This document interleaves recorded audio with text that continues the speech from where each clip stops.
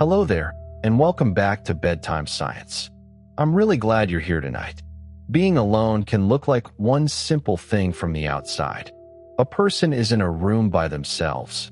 A phone is silent. No one is speaking. No one is watching. But inside the mind, that same physical situation can mean two completely different things. It can be loneliness, the painful feeling that connection is missing, or it can be solitude, a chosen, safe interval in which the mind no longer has to perform for anyone, answer anyone, adjust its face, explain itself, or keep responding to the pressure of another person's presence.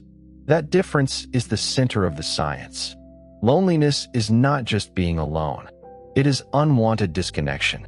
Solitude is not rejection of people. It is temporary release from social demand. One can harm the body and mind when it becomes chronic. The other, under the right conditions, can restore attention, calm the nervous system, support creativity, strengthen identity, and help emotional experience settle into something clearer. So tonight is not an argument for isolation. Human beings need attachment, friendship, love, family, community, and the feeling of being known. The evidence for that is strong. But the evidence also suggests that a healthy life cannot be made only from constant connection. The mind also needs quiet spaces where it can return to itself, sort through experience, and stop becoming whatever the room requires it to be. The distinction between loneliness and solitude is one of the most important findings in this area of psychology. Loneliness is the subjective experience of unwanted or distressing social isolation, the painful gap between the social connection a person desires and the social connection they actually have. Solitude is time spent alone that is either chosen or, even if not actively chosen, experienced without distress.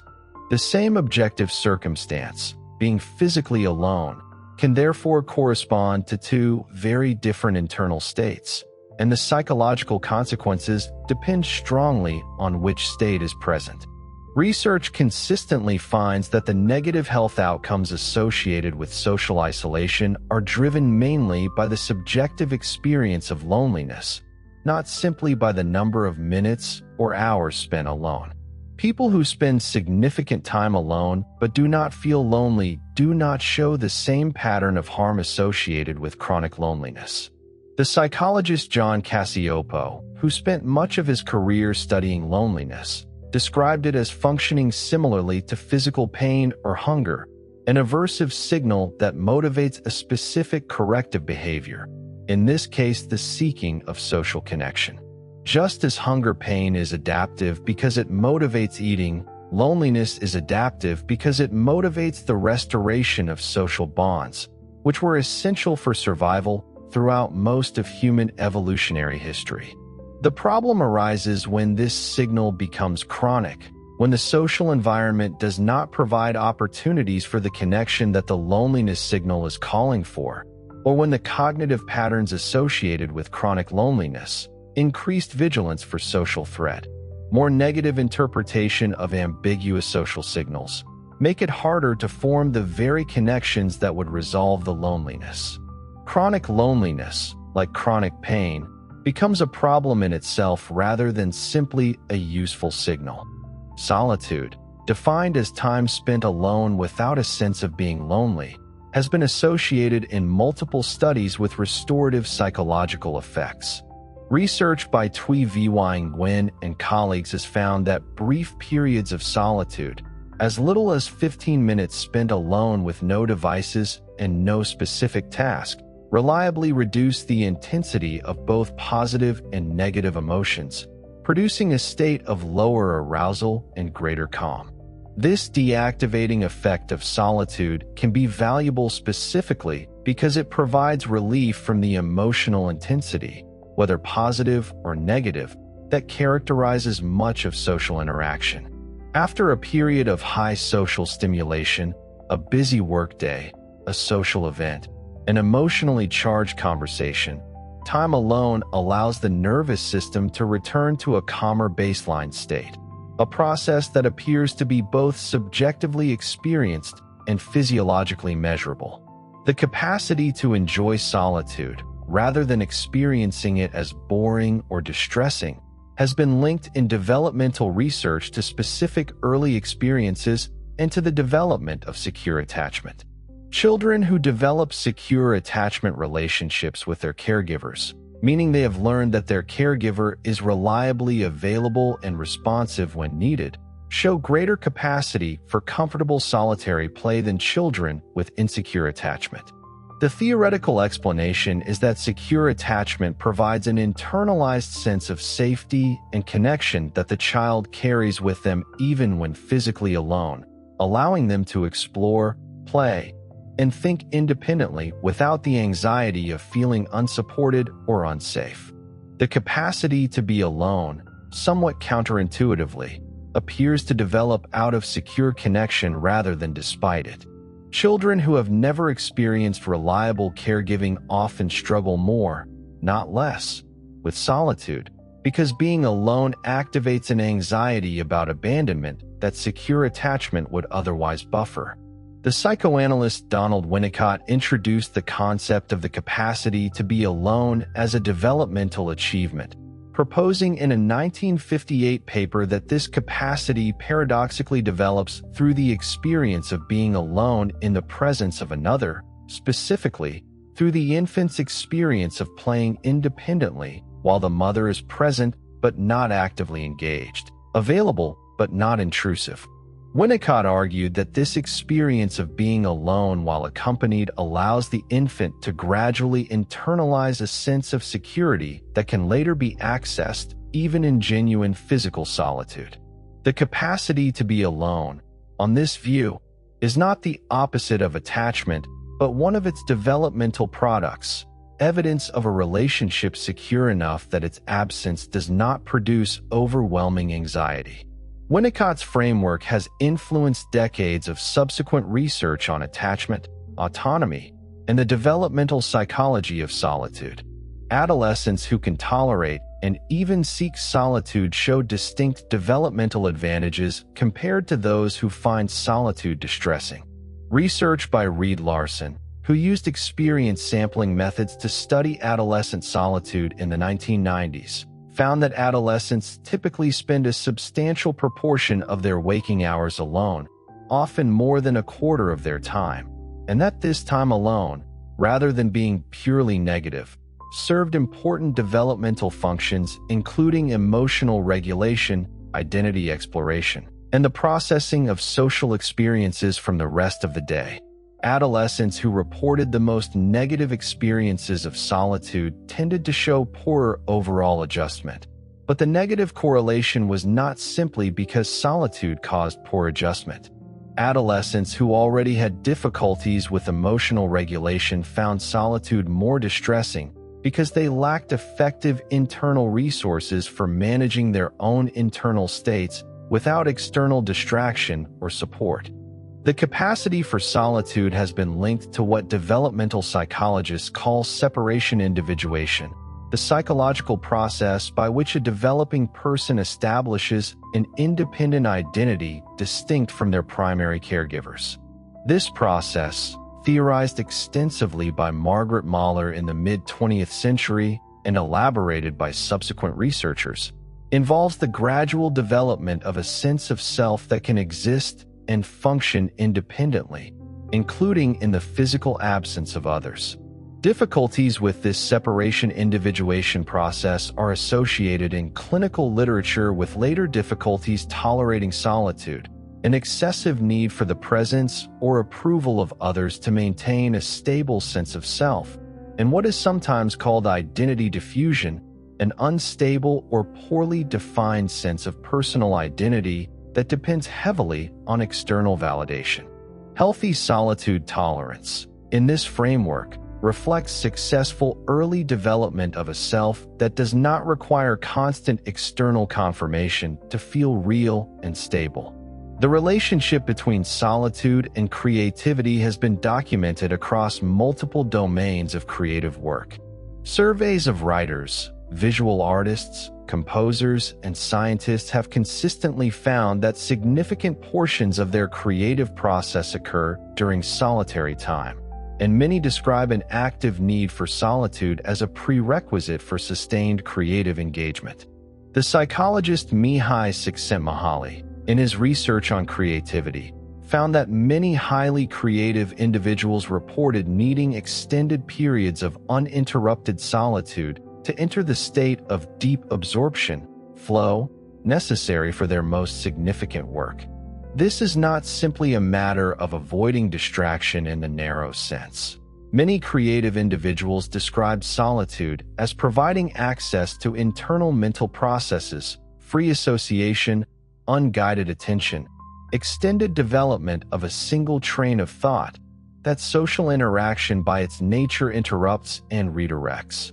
The default mode network, the set of interconnected brain regions active during rest, mind wandering, and self-referential thought, shows increased and more sustained activity during periods of solitude compared to periods of social interaction or task engagement.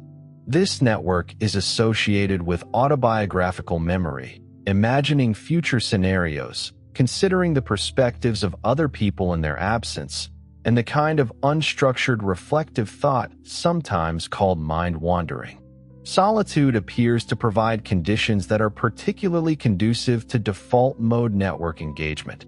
Without the demands of responding to another person's behavior or maintaining socially appropriate output, the brain has greater freedom to engage in the kind of extended, self-directed cognitive processing associated with this network. Some researchers have proposed that this is one of the core cognitive functions that solitude uniquely supports. Time spent alone in nature has been studied as a specific subtype of solitude with particularly strong associations with psychological restoration. Research drawing on attention restoration theory, developed by Rachel and Stephen Kaplan, proposes that natural environments provide a particular quality of attentional engagement called soft fascination, interest and engagement that does not require effortful, directed attention, allowing the cognitive resources associated with directed attention to recover from the fatigue of sustained effortful focus. Studies measuring attention and cognitive performance before and after time spent walking alone in natural settings, compared to walking alone in urban settings, consistently find greater improvement in attention and reduction in rumination after the natural setting walks. The combination of solitude and nature appears to produce restorative effects exceeding either condition alone.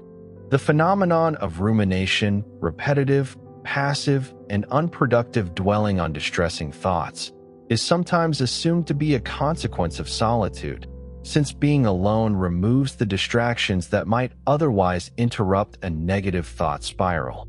Research findings on this point are more nuanced than the simple assumption suggests. Solitude that is actively chosen and that the person feels a sense of autonomy and competence in managing tends not to produce increased rumination, and may in fact reduce it by providing space for the kind of reflective processing that resolves rather than perpetuates difficult thoughts. Solitude that is unwanted or that occurs in the context of pre-existing depression or anxiety is more strongly associated with rumination. The relationship between solitude and rumination, in other words, depends heavily on the broader psychological context and the degree of autonomy the person experiences regarding their aloneness, not on time alone in itself. The capacity for solitude is one dimension along which significant individual variation exists, and researchers have developed specific measures to quantify this variation. The Preference for Solitude Scale, developed by Jennifer Berger in the 1990s, measures the degree to which individuals enjoy and seek out solitary time as opposed to preferring constant social engagement. Research using this and similar scales has found that preference for solitude is relatively stable across the lifespan for a given individual, is only modestly correlated with introversion-extroversion, suggesting these are related but distinct constructs. and predicts a range of behaviors including time use patterns, choice of leisure activities, and even career and living arrangement preferences. People high in preference for solitude are not necessarily socially anxious or socially unskilled. Many report high-quality social relationships alongside their preference for substantial solitary time, suggesting that the desire for solitude and the capacity for satisfying social connection are largely independent dimensions of personality. The relationship between introversion and the need for solitude, while related, is not identical. Introversion, as conceptualized in trait psychology, primarily concerns the optimal level of external stimulation a person finds comfortable and energizing. Introverts tend to find lower stimulation environments more comfortable and may find that social interaction, particularly extended or high-intensity social interaction, depletes their energy reserves in a way that requires recovery time. This recovery often takes the form of solitude, but the underlying motivation is different from a positive, intrinsic desire for solitary engagement for its own sake. Some research has identified a distinct category of solitude seekers who do not fit the classic introvert profile, people who are socially confident and energized by interaction, but who nonetheless place high intrinsic value on substantial solitary time for reflection, creative work, or simply personal autonomy. The motivational structure underlying the desire for solitude appears to be more varied than a single trait dimension can capture. The phenomenon of restorative solitude has been specifically studied in the context of work and occupational stress. Research on workplace stress has found that employees who have access to and regularly use brief periods of solitude during the workday, even very short breaks of a few minutes spent alone rather than in continued social interaction, show better stress recovery, lower end-of-day fatigue, and better sustained performance across the workday compared to employees in continuously social or interactive work environments. The increasing prevalence of open-plan offices, which were designed in part to increase collaboration and reduce hierarchy, has been found in multiple studies to reduce opportunities for restorative solitude during the workday and to be associated with increased reported stress and, in several studies, reduced rather than increased collaborative interaction, as employees compensate for the loss of privacy by using headphones, avoiding eye contact, and otherwise withdrawing socially within the open space. Voluntary social withdrawal in childhood and adolescence has been distinguished in developmental research from involuntary social isolation, with substantially different developmental implications. Children who voluntarily withdraw from social interaction because they prefer solitary activities, sometimes called unsociability, show developmental trajectories quite different from children who withdraw because of social anxiety, social rejection, or shyness, even though both groups may spend similar amounts of time alone. Unsociable children, who simply prefer solitary play and activities without significant anxiety about social interaction when it does occur, generally show normal social and emotional development. Socially anxious or rejected children who withdraw from feared or unavailable social interaction show elevated risk for depression, anxiety, and other adjustment difficulties. The motivation behind the time spent alone, preference versus avoidance, is a more important predictor of developmental outcomes than the amount of time spent alone itself. The historical and cultural variation in attitudes towards solitude reveals that the current emphasis on solitude as potentially valuable is itself somewhat culturally and historically specific. Many traditional and collectivist cultures place less positive value on solitude and more positive value on social embeddedness, viewing extensive solitary time with more suspicion or concern than is typical in contemporary Western individualist cultures. This is not necessarily evidence that the benefits of solitude documented in psychological research are culturally specific or illusory. The physiological and cognitive restoration associated with chosen solitude appears in cross-cultural research wherever it has been studied. But it does suggest that the social acceptability and subjective meaning of choosing solitude varies considerably across cultural contexts, and that the psychological experience of solitude may be shaped by these cultural attitudes in ways that affect how restorative or distressing it feels to a given individual. Religious and contemplative traditions across cultures have long incorporated structured solitude as a practice for spiritual development, psychological insight, or moral and intellectual clarity. The Christian desert fathers of the 3rd and 4th centuries withdrew to solitary life in the Egyptian desert specifically to escape social distraction and pursue spiritual discipline. Buddhist monastic traditions incorporate periods of solitary meditation retreat as central practices for developing insight and reducing attachment. Many indigenous traditions across different continents include vision quests or similar practices involving extended solitary time in nature as rites of passage or spiritual practices.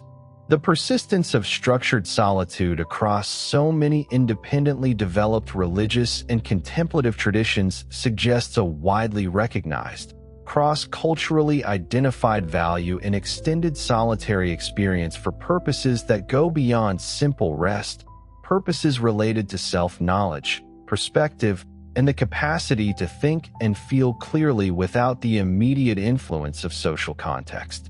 The neurobiology of stress recovery provides one mechanistic account of why solitude can be restorative. Social interaction, even pleasant social interaction, requires significant cognitive and physiological resources.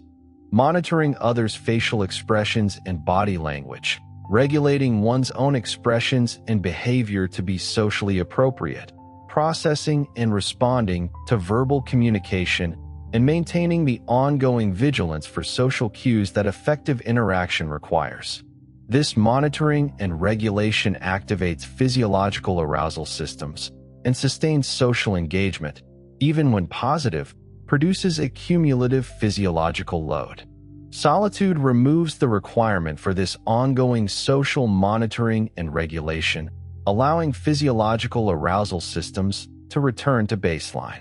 This is consistent with research finding that cortisol levels, a marker of physiological stress, tend to decline during chosen solitude periods, particularly following socially demanding situations. The development of personal identity during adolescence and young adulthood has been linked in multiple studies to the active use of solitary time for self-reflection. Erik Erikson's influential theory of psychosocial development identified identity formation as a central developmental task of adolescence, requiring the individual to explore and integrate various aspects of self-concept, values, and life direction into a coherent identity.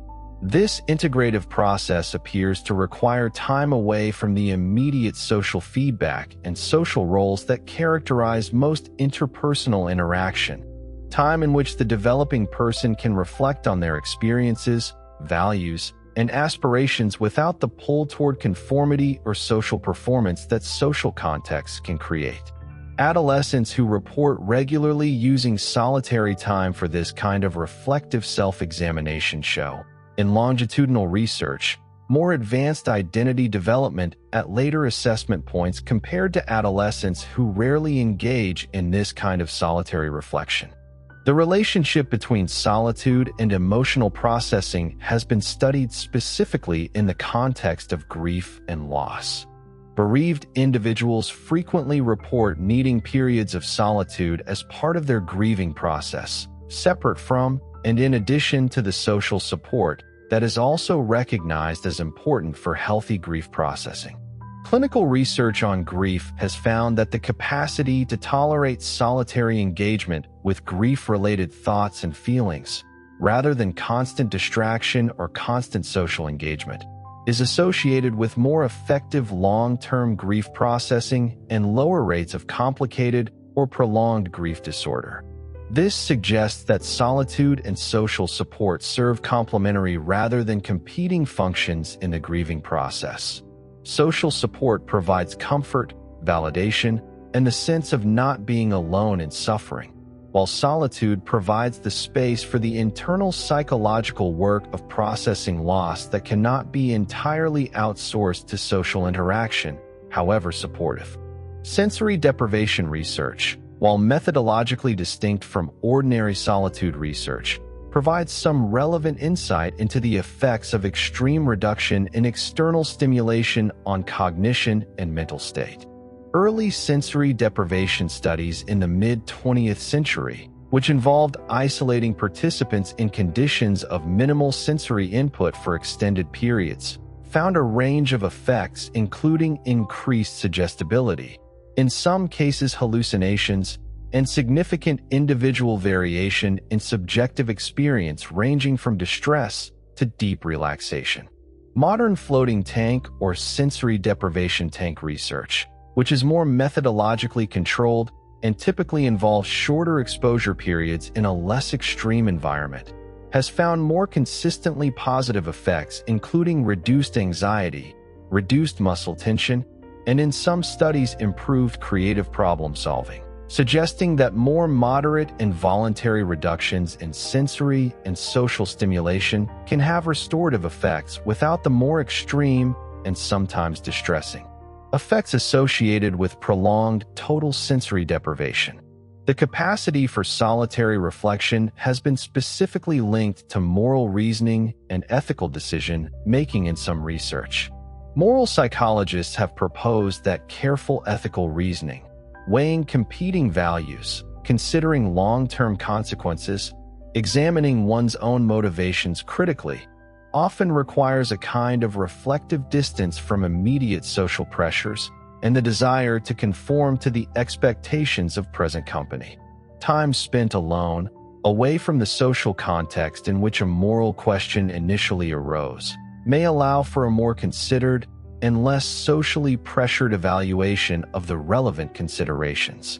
This is consistent with classical philosophical traditions, including Socratic philosophy, which emphasize solitary self-examination as central to ethical development, and with various religious traditions that incorporate solitary reflection or confession as preparation for moral or spiritual realignment. Solo travel has become an increasingly common and increasingly studied phenomenon, with research finding that people who travel alone, by choice, report a range of specific psychological benefits distinct from those associated with traveling in company. These include increased self-confidence, often described in terms of successfully navigating unfamiliar logistics and challenges without relying on travel companions. Increased openness to unplanned social interaction with strangers, which several studies have found is paradoxically higher among solo travelers than among those traveling in groups, possibly because solo travelers are not embedded in an existing social unit that provides sufficient social satisfaction on its own, and a specific quality of attention to the travel environment that several researchers have described as heightened, attributing this to the absence of the conversational and social processing demands that traveling with companions typically involves. The relationship between solitude and self-compassion has been explored in research examining how people relate to themselves during unstructured alone time. Self-compassion, the practice of treating oneself with the same kindness and understanding one would offer to a friend facing difficulty, appears to moderate how solitude is experienced. People high in self-compassion tend to experience solitude more positively and use it more often for genuine rest and reflection, while people low in self-compassion are more likely to use solitary time for harsh self-criticism, comparison, or anxious rumination. This finding suggests that the quality of one's relationship with oneself significantly shapes the quality of one's experience of solitude. Being alone with a harshly critical internal voice is a very different experience from being alone with a kind and accepting one, even though the external circumstances may be identical. The concept of restorative niches, specific spaces, activities, or social withdrawal that introverted individuals use to recover from the demands of extended social engagement, was introduced by personality psychologist Brian Little to describe the deliberate strategies that people, particularly but not exclusively introverts, use to manage their energy in social contexts that require behavior somewhat inconsistent with their natural disposition. A naturally introverted person in a role that requires extensive social interaction, sales, teaching, public-facing customer service, may develop specific restorative niches, brief periods of solitude between client meetings, a regular solitary walk during a lunch break, time alone in a car during a commute used deliberately for psychological recovery rather than entertainment or further social engagement via phone calls. These restorative niches function as a form of psychological self-regulation, allowing sustained performance in socially demanding roles by providing planned opportunities for the restorative effects of solitude. The phenomenon of solitude deprivation, insufficient access to alone time, as distinct from social isolation, which is excessive alone time, has been studied particularly in the context of constant connectivity through digital devices and social media.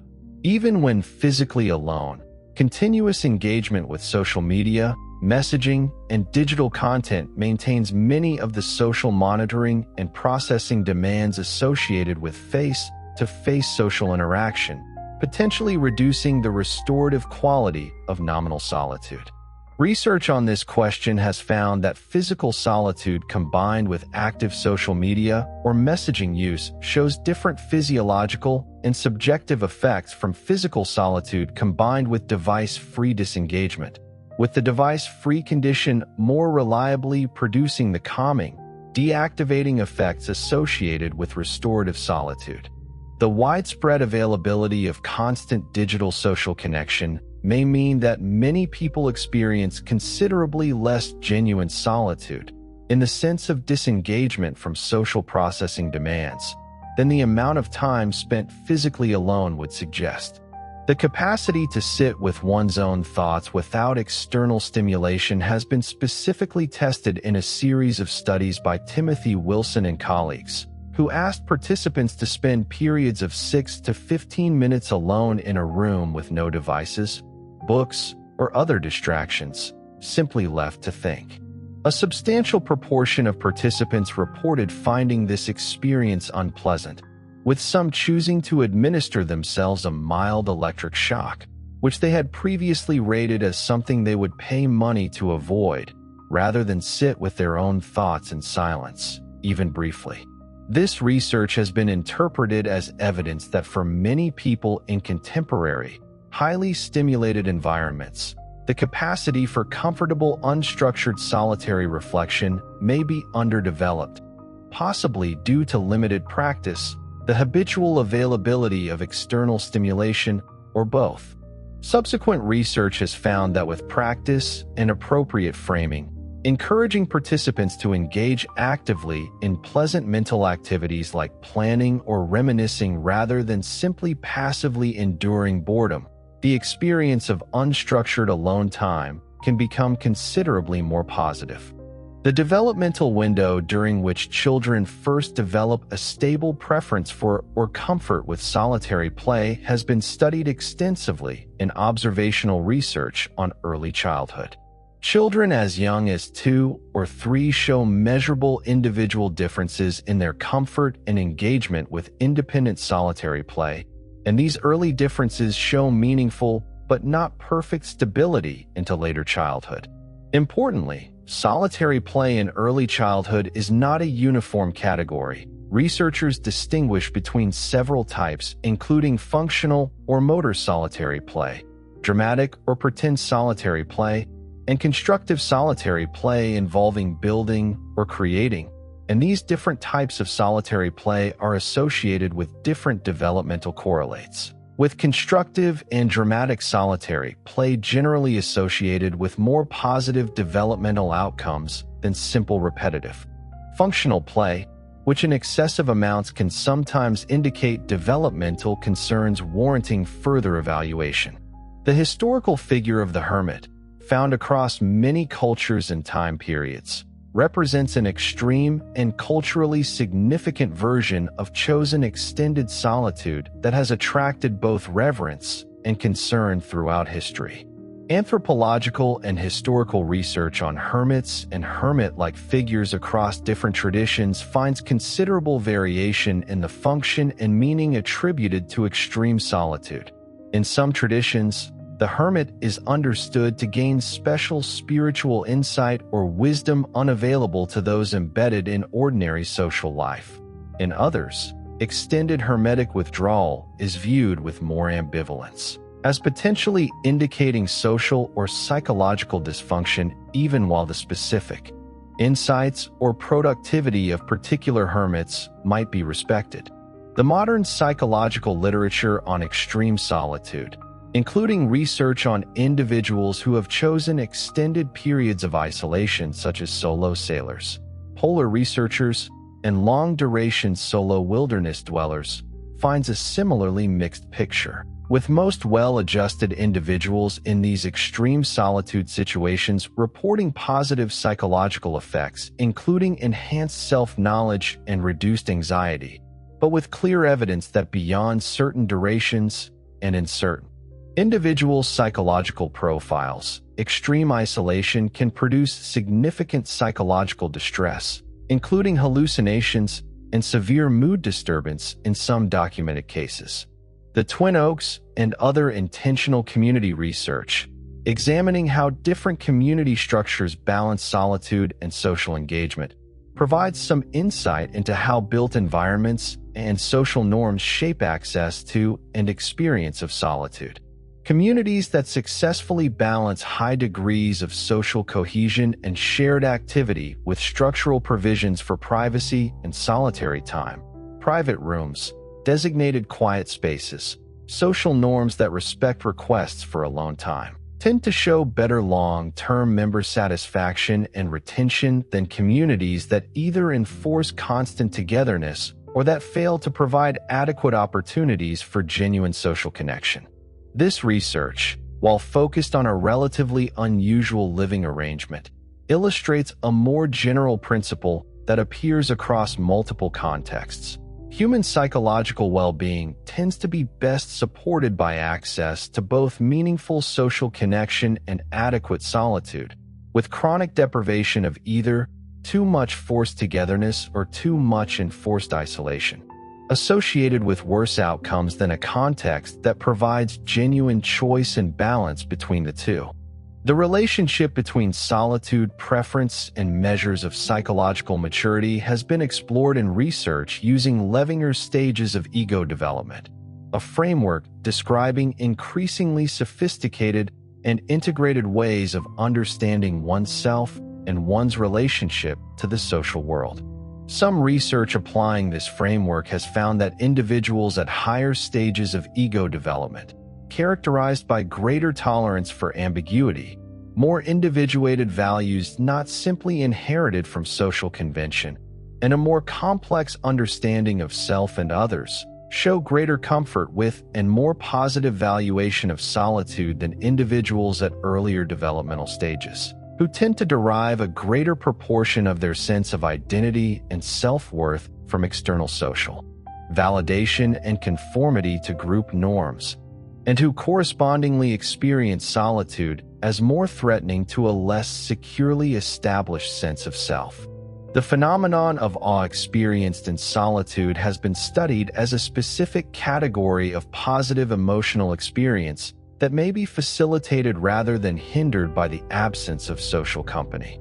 Awe, the emotional response to encountering something vast or extraordinary that challenges one's current understanding, has been found in several studies to be experienced as particularly intense and particularly likely to produce the characteristic effects of awe, including reduced self-focus and increased prosocial orientation, when experienced alone rather than in the presence of others, possibly because social presence introduces a competing demand for self-presentation and social processing that can interfere with the full immersive experience of awe.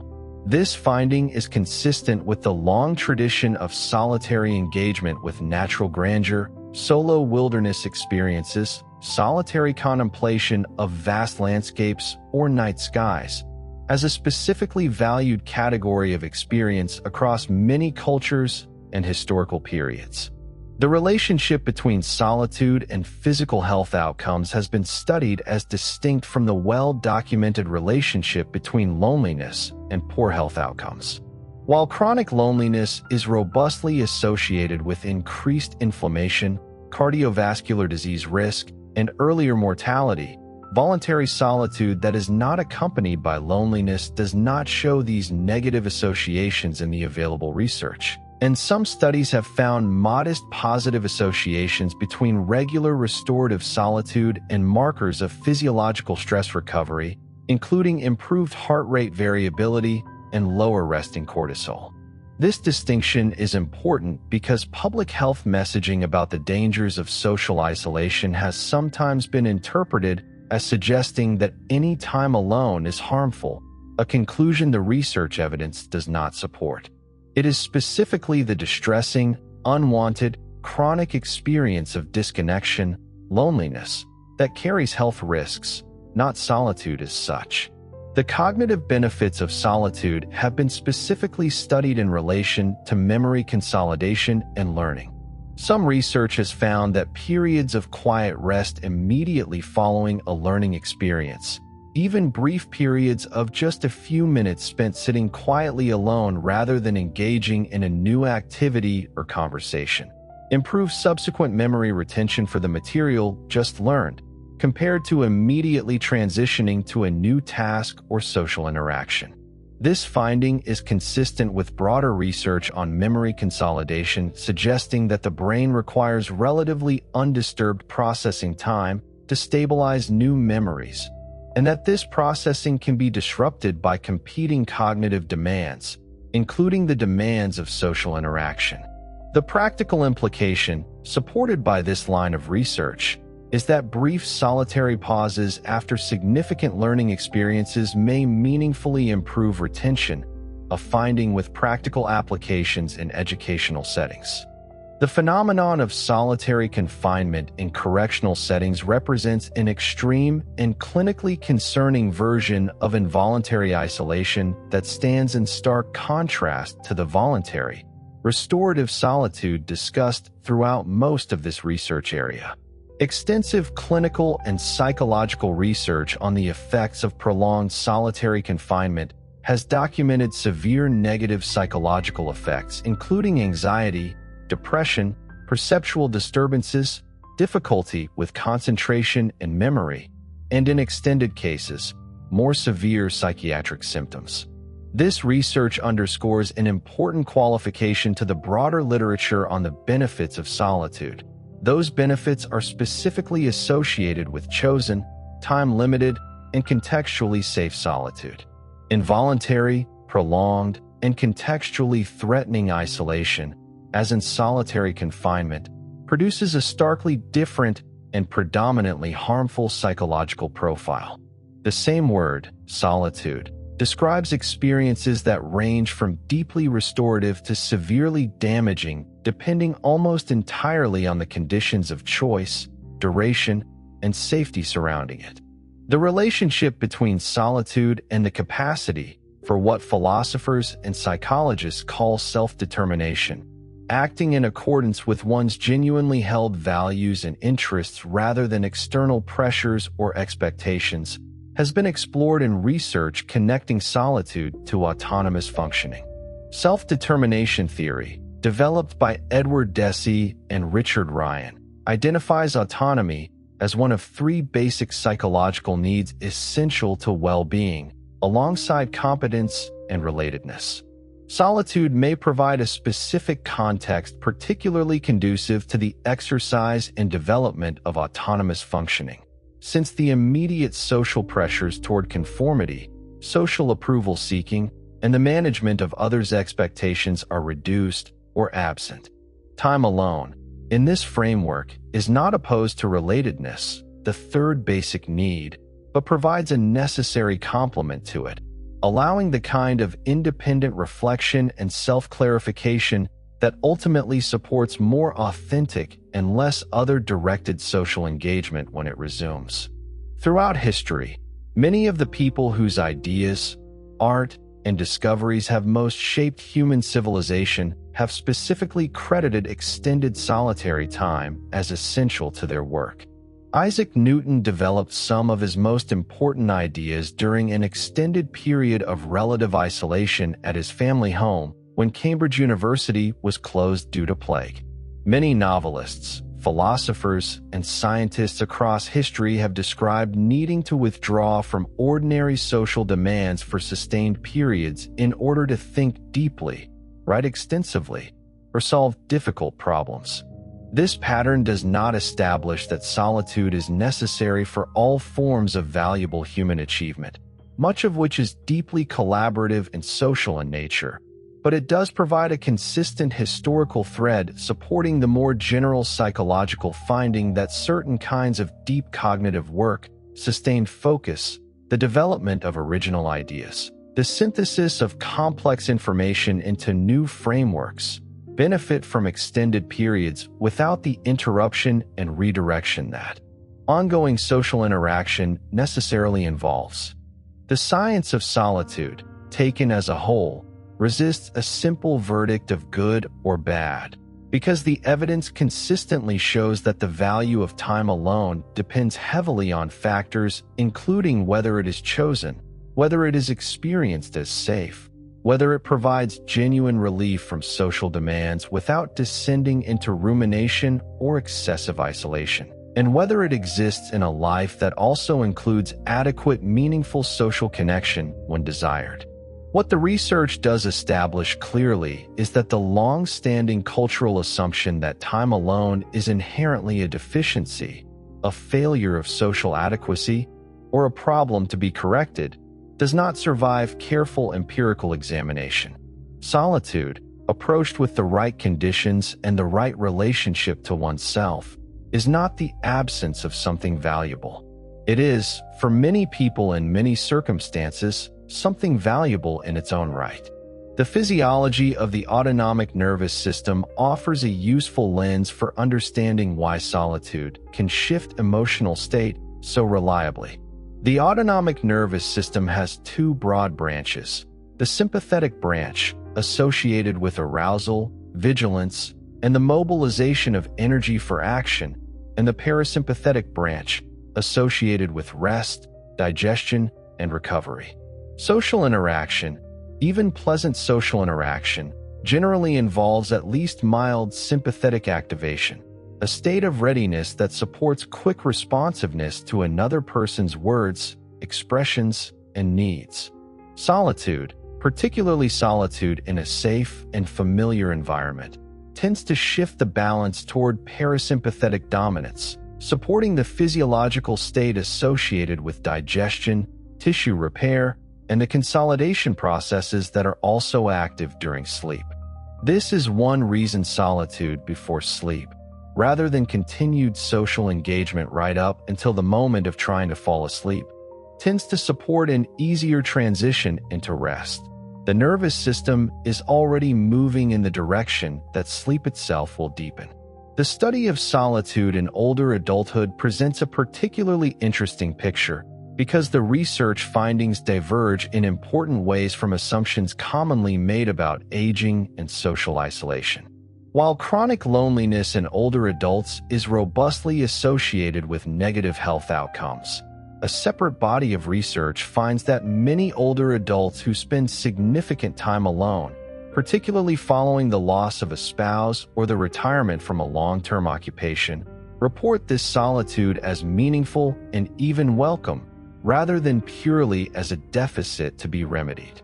Longitudinal research following older adults over years has found that those who actively cultivate solitary activities, reading, gardening, walking, creative pursuits, contemplative practices, alongside maintained but not necessarily extensive social contact, report well-being levels comparable to or exceeding those of older adults with more extensive but less satisfying social schedules.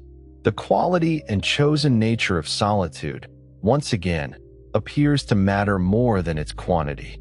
Research on gender differences in the experience and valuation of solitude has produced a mixed picture, with some studies finding modest differences in stated preferences and others finding that any observed differences are better explained by differences in social roles, caregiving responsibilities, and cultural expectations than by any more fundamental difference in psychological need for solitude.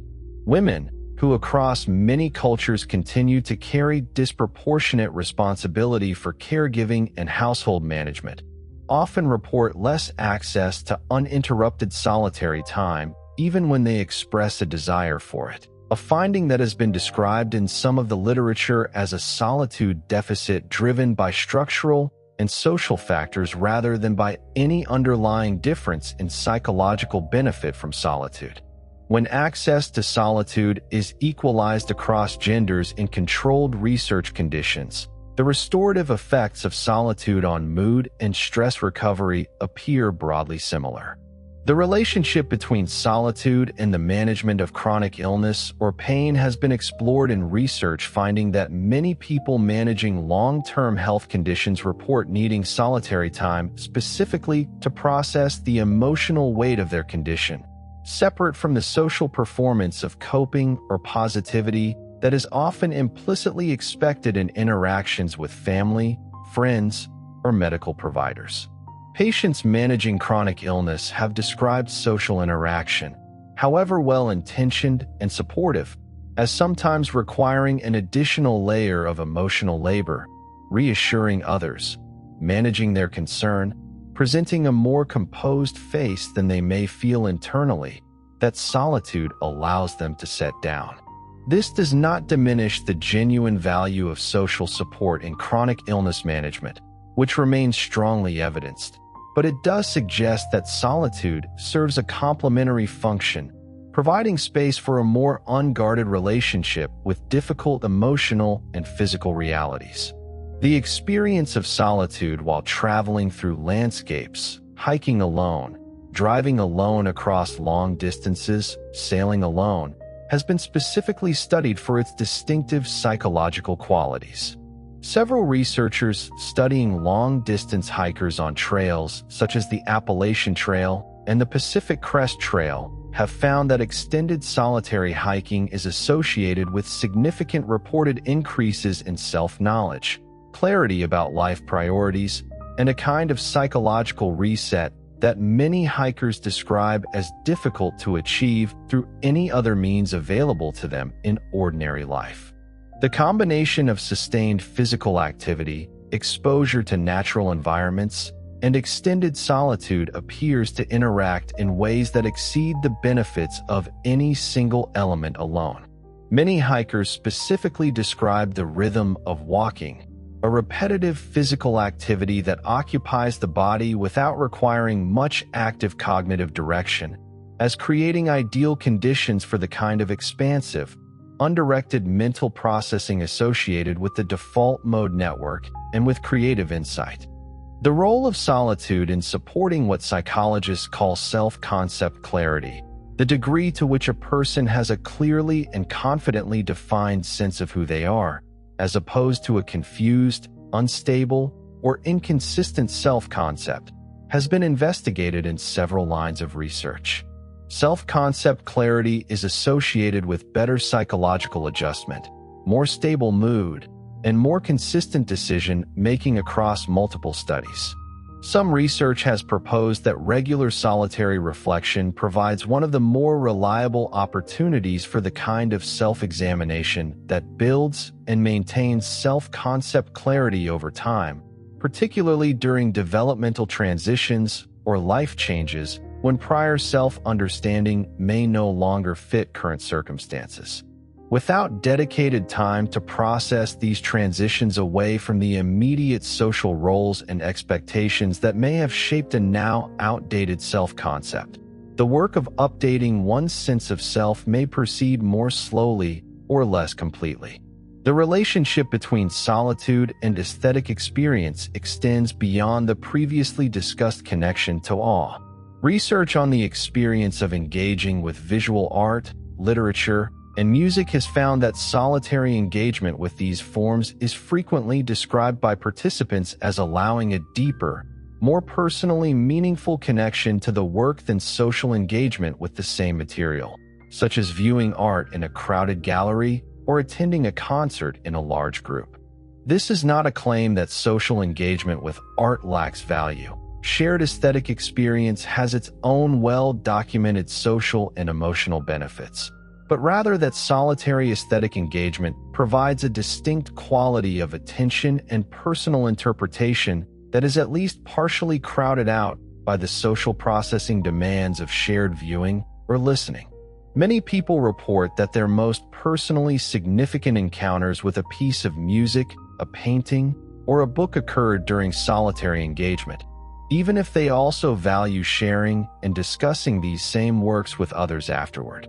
The historical figure of the flaneur, particularly as described in 19th-century European literary and philosophical writing, represents a specific cultural articulation of solitary urban wandering as a valued mode of experience, walking alone through a city not toward any particular destination but as an end in itself, attentive to the passing scene without the demand of social interaction.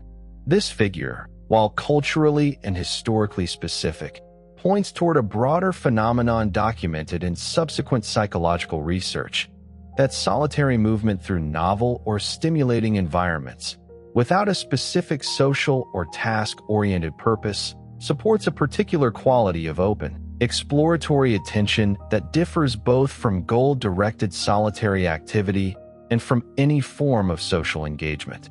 Modern research on urban walking, conducted in cities with relevant population density and pedestrian infrastructure, has found effects on mood and creative thinking broadly consistent with the older literary intuitions about the psychological value of solitary urban observation.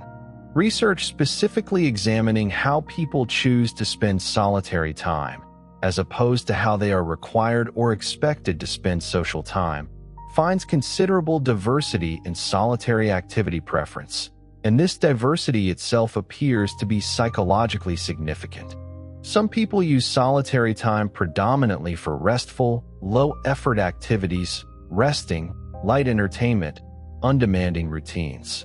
Others use it predominantly for effortful, growth-oriented activities, skill practice, study, creative production, exercise. Both patterns are associated with positive outcomes when the activity is genuinely chosen and enjoyed, but research has found that an exclusive reliance on either restful or effortful solitary activity, to the complete exclusion of the other, is somewhat less strongly associated with overall well-being than a more balanced repertoire that includes both restorative, low-demand solitary time and more effortful, engagement-demanding solitary time.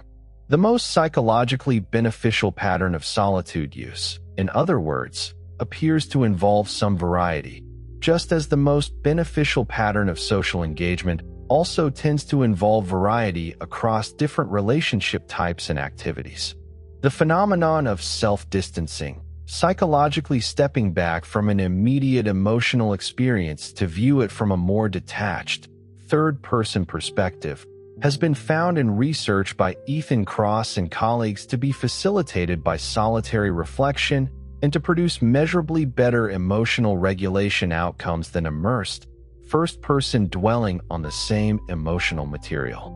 Solitude appears to provide conditions that make this kind of self-distancing more achievable, partly because the absence of another person's immediate emotional responses and conversational contributions removes a pull toward continued immersed, first-person emotional expression and allows for a more reflective, observational stance.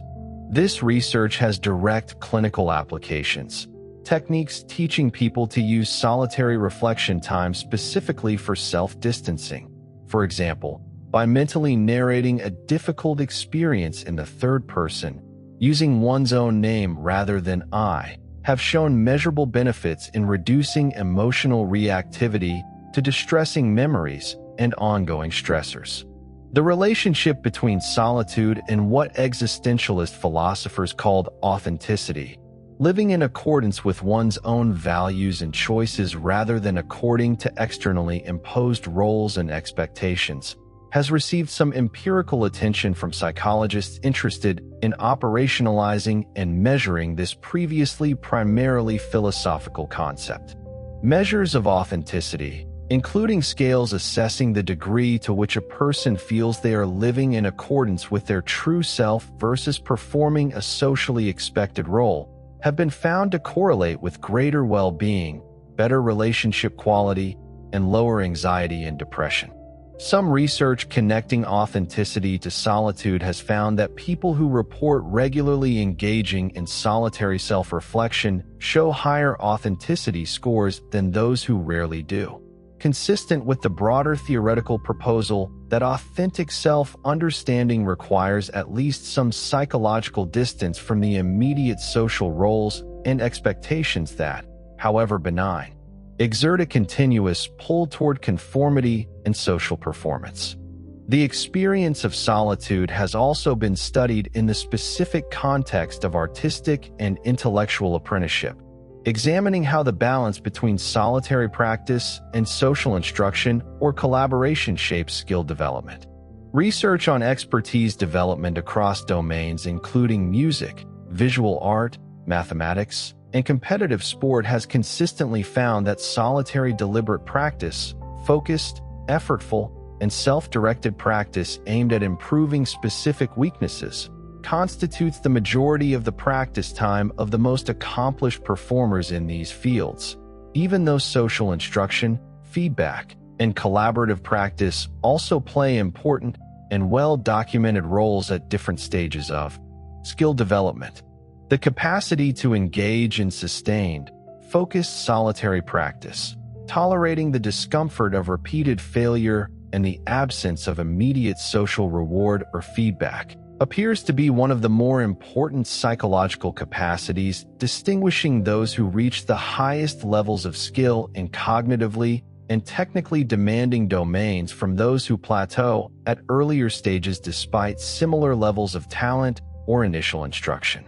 The question of how much solitude is optimal, whether there is an ideal balance between solitary and social time that maximizes well-being, has been approached in several studies using experience sampling and daily diary methods that track mood and activity across many points in a person's day over extended periods. The findings generally do not support a single universal optimal ratio of solitary to social time. Instead, they support a model in which the optimal balance varies considerably across individuals, based on factors including personality, current life circumstances, and specific psychological needs at a given time. However, the research does consistently find that both extremes, almost complete absence of solitude and almost complete absence of meaningful social contact, are associated with worse outcomes than more moderate and individually calibrated combinations of the two. The specific number that represents an individual's optimal balance is less important, from a practical standpoint, than the broader recognition that both genuine solitude and genuine social connection serve necessary and largely non-substitutable psychological functions. The cross-cultural study of solitude has expanded considerably in recent years, moving beyond the largely Western, individualist samples that dominated earlier psychological research on the topic. Research conducted in East Asian cultural contexts, including studies in China, Japan, and South Korea, has found that voluntary solitude is generally viewed with somewhat more ambivalence than in many Western samples, reflecting cultural value systems that place greater emphasis on social harmony, interdependence, and the fulfillment of social roles and obligations. Despite this difference in cultural valuation, the underlying psychological and physiological effects of chosen, restorative solitude, reduced arousal, improved mood regulation, enhanced reflective capacity, appear broadly similar across cultural contexts when measured directly, suggesting that the basic psychological mechanisms underlying the benefits of solitude may be relatively universal, even as the cultural meaning and social acceptability attached to seeking solitude varies considerably. This distinction between the underlying psychological mechanism and its cultural interpretation is an important one. A person in a more collectivist cultural context might experience genuine restorative benefits from solitude, while also experiencing more guilt, more need for justification, or more social friction in seeking it than someone in a more individualist context would. Research specifically examining solitude in collectivist cultural and family structures, including extended multi-generational households common in many parts of the world, has found that even within these more socially dense living arrangements, individuals develop creative strategies for securing meaningful, if brief, periods of solitude, early morning hours before other household members wake. Specific physical spaces designated as private even within shared housing, particular times. Associated with individual tasks such as a solitary commute or a period of religious or contemplative practice that is culturally sanctioned as appropriately solitary even within a generally collectivist framework. This research suggests that the underlying human need for some measure of restorative solitude may be sufficiently fundamental that it finds expression and accommodation even within social and cultural structures that do not explicitly value or prioritize individual solitary time in the way many contemporary Western frameworks do. The relationship between solitude and political and civic engagement presents an interesting area of less extensively researched but theoretically significant inquiry. Some political theorists and psychologists have proposed that the capacity for solitary reflection, stepping back from immediate group identity and social pressure to consider political and civic questions independently, is important for the kind of independent political judgment that healthy democratic participation is thought to require, as opposed to political behavior driven primarily by in-group conformity pressure or reactive tribalism. While this connection remains more theoretically argued than empirically established through controlled research, some studies examining political polarization and group conformity effects have found that brief periods of solitary reflection before forming or expressing political judgments can reduce the magnitude of in-group conformity effects, suggesting at least a modest empirical basis for the broader theoretical claim that solitude supports more independent rather than purely group conforming forms of judgment, including in the political domain. The phenomenon of contemplative or meditative solitude, distinct from but related to ordinary unstructured solitary time, has received substantial dedicated research attention given the rapid growth of mindfulness and meditation practices in clinical and popular contexts over the past several decades. Structured contemplative solitude, periods of seated meditation, contemplative walking, or other formal practices typically conducted alone or in a setting that, while sometimes physically shared with others, involves minimal direct social interaction, has been associated in a large body of research with measurable changes in brain structure and function, including increases in gray matter density in regions associated with attention and emotional regulation, and with clinically significant reductions in anxiety, depression, and chronic pain in many studies. The relationship between the solitary or minimally social nature of most contemplative practice and its documented benefits is an interesting one. Some research has specifically compared solitary versus group-based meditation practice and found that while group practice provides additional social support and accountability benefits that can support consistency of practice, the core attentional and emotional regulation benefits of the practice itself appear to depend primarily on the contemplative technique rather than on its social or solitary context.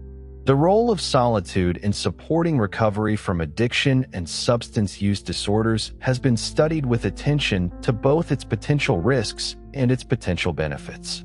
On one hand, social isolation and loneliness are well-documented risk factors for relapse in addiction recovery, and most evidence-based treatment approaches emphasize the rebuilding of healthy social connection as a critical component of sustained recovery.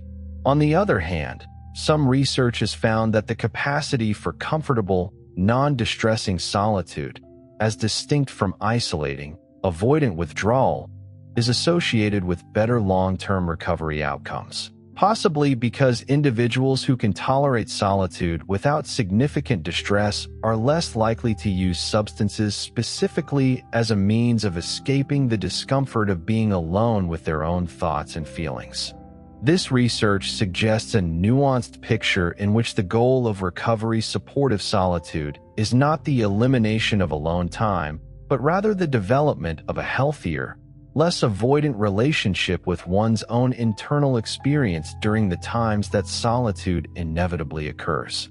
Specific research on solitude during major life transitions, including divorce, retirement, relocation, and the departure of children from the family home, sometimes called the empty nest transition, has examined how individuals navigate often involuntary increases in solitary time following significant changes in social role or living arrangement. This research generally finds a process of adjustment over time, in which an initial period that may include significant distress, particularly if the transition was unwanted or unexpected, gradually gives way in many individuals to a more positive or at least neutral relationship with the increased solitude, particularly when the individual is able to develop new solitary or social activities that provide meaning and structure.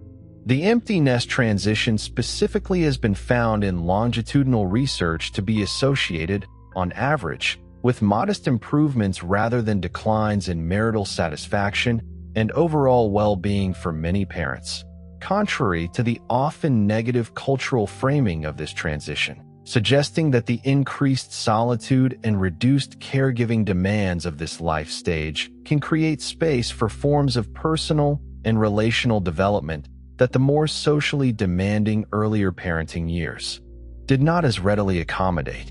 The neuroscience of social cognition provides additional context for understanding why solitude produces the psychological effects it does. The cognitive and neural systems involved in social cognition, theory of mind, the inference of others' mental states, the management of impression and self-presentation, the rapid processing of facial expression and vocal tone, are computationally demanding and represent some of the more energy-intensive forms of cognitive processing the human brain engages in. Functional neuroimaging research has found that brain regions associated with social cognition, including the temporoparietal junction and regions of the prefrontal cortex associated with mentalizing, show reduced activity during solitude compared to active social engagement, consistent with the idea that solitude represents a genuine reduction in a specific and demanding category of cognitive load, distinct from general cognitive rest. This provides a more precise neurobiological account of why solitude, even when used for cognitively demanding solitary tasks like difficult intellectual work, can still feel restorative relative to socially demanding situations.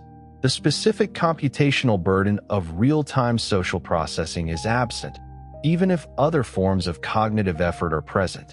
Research on the experience of solitude among individuals on the autism spectrum has revealed a distinctive and important pattern that complicates any simple universal model of solitude's psychological function.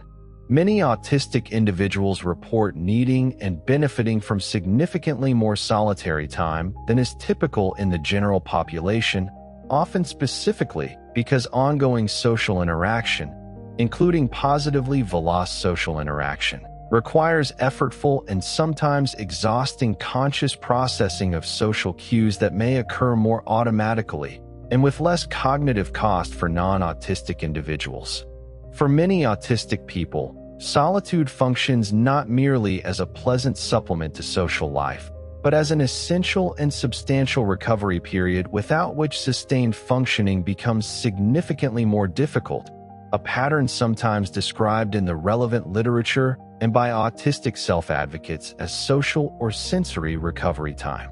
This research underscores that while the broad principle that humans benefit from access to both social connection and solitude appears to hold widely, the specific optimal balance between the two varies enormously across individuals and across different neurological and psychological profiles, and that what represents healthy moderate solitude for one person may represent significant solitude deprivation for another with different processing demands. The relationship between solitude and gratitude practice, both individually significant areas of positive psychology research, has been explored in some studies finding that solitary engagement with gratitude exercises, writing in a gratitude journal alone, for instance, as opposed to verbally expressing gratitude in a social context, produces somewhat different but generally complementary psychological effects. Solitary gratitude practice appears to more strongly engage the kind of careful, detailed reflective processing associated with the cognitive benefits of gratitude interventions, including the identification of specific reasons for appreciation and a fuller cognitive elaboration of why a particular thing or person is valued. Socially expressed gratitude, by contrast, more strongly engages the relationship-strengthening social benefits of gratitude, including the reinforcement of social bonds and the communication of value to the person being thanked. Both forms appear to contribute positively to well-being through somewhat different mechanisms, again illustrating the general pattern in this research area, in which solitary and social versions of psychologically beneficial practices tend to provide complementary rather than redundant or competing benefits. The specific experience of nighttime solitude, being alone during the hours typically associated with sleep, whether due to insomnia, an unconventional schedule, or simply the ordinary solitude that precedes sleep for most people most nights, has its own distinctive psychological and even cultural character that has received some specific research attention. Many people report that thoughts and feelings experienced during nighttime solitude have a different quality than similar thoughts experienced during the day, often described as more emotionally vivid, sometimes more anxious or ruminative for those prone to nighttime worry, but also frequently described as more honest, more clarifying, or more spiritually or philosophically significant.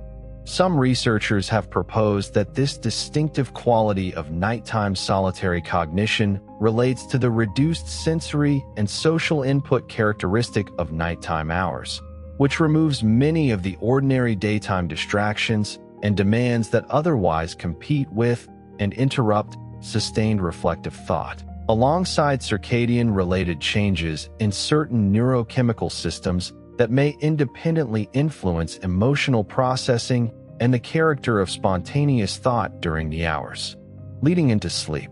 The historical and literary record contains an extensive tradition of writing specifically about the experience and value of solitude, extending from ancient philosophical texts through Romantic-era poetry and prose to contemporary memoir and essay writing. That, while not scientific in the empirical sense, provides a rich body of detailed, first-person testimony about the subjective experience of chosen solitude across many different historical periods and cultural contexts. This literary tradition consistently describes certain recurring themes: an initial period of discomfort or restlessness when first entering extended solitude, particularly for those unaccustomed to it, a subsequent settling into a different and often more spacious quality of attention and thought, specific positive emotional and intellectual experiences attributed to the solitary state, including but not limited to creative insight, spiritual or philosophical clarity, and a deepened appreciation for ordinary sensory experience, and frequently, an eventual desire to return to social connection, enriched by the solitary period rather than as an escape from it. This consistency across a literary record spanning many centuries and cultures provides a kind of qualitative converging evidence that complements and predates the more recent quantitative psychological research on the same broad topic. The relationship between solitude and the development of what some psychologists term internal working models of relationship, the largely unconscious expectations and patterns a person carries about how relationships function, derived initially from early attachment experiences but continuing to develop and update throughout life, has been explored in research suggesting that solitary reflection on relationship experiences plays an important role in this ongoing developmental process. When a person experiences a significant relational event, whether positive or negative, the initial emotional and behavioral response occurs in the immediate social context. But the longer-term integration of that experience into the person's broader understanding of relationships and of themselves as a relational being appears to require additional solitary processing time, during which the experience is reflected upon, its meaning is considered, and its implications for the person's broader relational patterns and expectations are worked through. This suggests that even processes that are fundamentally about relationship and connection depend, in part, on solitary cognitive work for their full psychological integration. The question of optimal duration for restorative solitude, how long a period of solitary time is needed to produce meaningful psychological benefit, and whether there are diminishing or even reversing returns beyond a certain duration, has been examined in several controlled studies manipulating the length of solitary periods and measuring subsequent mood, stress markers, and cognitive performance. The available research generally finds that even quite brief periods of chosen solitude, on the order of 10 to 20 minutes, produce measurable and statistically significant improvements in calm and reductions in both positive and negative emotional arousal, consistent with the deactivating effect described earlier in this discussion. Longer periods, on the order of several hours to a full day, are associated with further benefits in several studies, particularly for outcomes related to creative thinking and self-reflection, though the relationship is not perfectly linear and the research in this area, particularly for longer durations, is less extensive and methodologically more difficult to control than research on shorter solitary periods. Very extended solitude, on the order of many days or weeks, shows more individual variation in outcome, with the previously discussed factors of voluntariness, safety, and individual psychological characteristics becoming increasingly important determinants of whether the experience remains net positive or begins to show the kind of negative effects associated with more extreme and prolonged isolation. Taken together, the accumulated research on solitude, spanning developmental psychology, social psychology, clinical psychology, neuroscience, and cross-cultural research, converges on a picture considerably more textured than either the older cultural assumption that time alone represents a deficiency to be corrected, or the simpler popular contemporary counter-narrative that solitude is uniformly beneficial and should be maximized. The genuine picture that emerges from decades of careful empirical work is one of complementarity. Solitude and social connection serve distinct, only partially overlapping psychological functions, both of which appear necessary for full human flourishing, and the specific balance between them that best serves a given person at a given point in their life depends on a complex combination of individual psychological characteristics, life circumstances, cultural context, and the immediate demands and opportunities of their particular situation.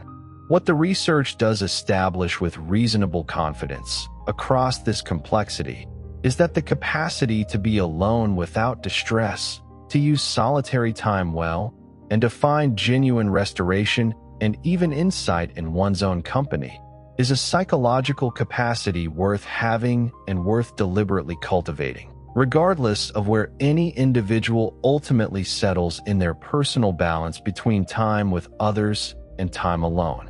The relationship between solitude and physical exercise has been examined in research distinguishing the psychological effects of solitary exercise from group or socially accompanied exercise. While group exercise carries well-documented benefits related to accountability, motivation, and social bonding, solitary exercise, running alone, swimming laps without conversation, solo cycling over long distances, has been found in several studies to provide a distinctive combination of physical exertion and the cognitive benefits associated with solitude, including enhanced opportunity for the kind of unstructured mental processing associated with the default mode network. Many people who exercise regularly report that some of their most significant insights, decisions, and emotional processing occur specifically during solitary exercise, an experience some researchers have linked to the particular combination of repetitive physical movement, which occupies enough attention to prevent excessive rumination, but not so much as to crowd out reflective thought, and the absence of social processing demands. This pattern echoes the earlier discussion of solitary hiking and walking, but extends to a broader range of physical activities undertaken alone. The phenomenon of journaling, specifically as a solitary written practice distinct from any spoken or shared form of self-expression, has been extensively studied as a tool for processing difficult experiences and emotions, building on the earlier discussion of James Pennebaker's expressive writing research. Subsequent research building on Pennebaker's foundational work has examined the specific conditions under which solitary journaling produces the greatest psychological benefit, finding that journaling which moves beyond simple description of events toward active meaning-making, exploring why an event happened, what it reveals about the writer's values or circumstances, and how it might be understood in a broader life narrative, produces more robust and longer-lasting benefits than purely descriptive or venting-focused writing. This finding suggests that the value of solitary written reflection lies not simply in the act of externalizing thoughts and feelings, but in the specific cognitive work of integration and meaning-making that solitary writing time can support when approached with this more exploratory and reflective orientation, rather than as simple emotional discharge. Research on solitude in the specific context of romantic relationships has examined how individual differences in desired or needed solitary time interact with relationship satisfaction and conflict.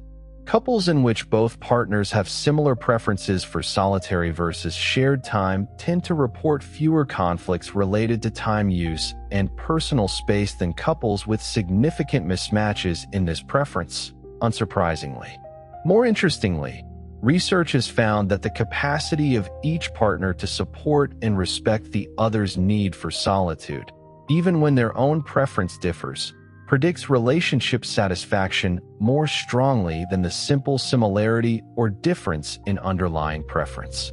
This suggests that successful navigation of differing solitude needs within a relationship is less about achieving perfectly matched preferences, which may be unrealistic for many couples, and more about developing communication and mutual respect around this dimension of difference, treating a partner's need for solitary time as a legitimate individual need rather than as a rejection or a problem requiring correction.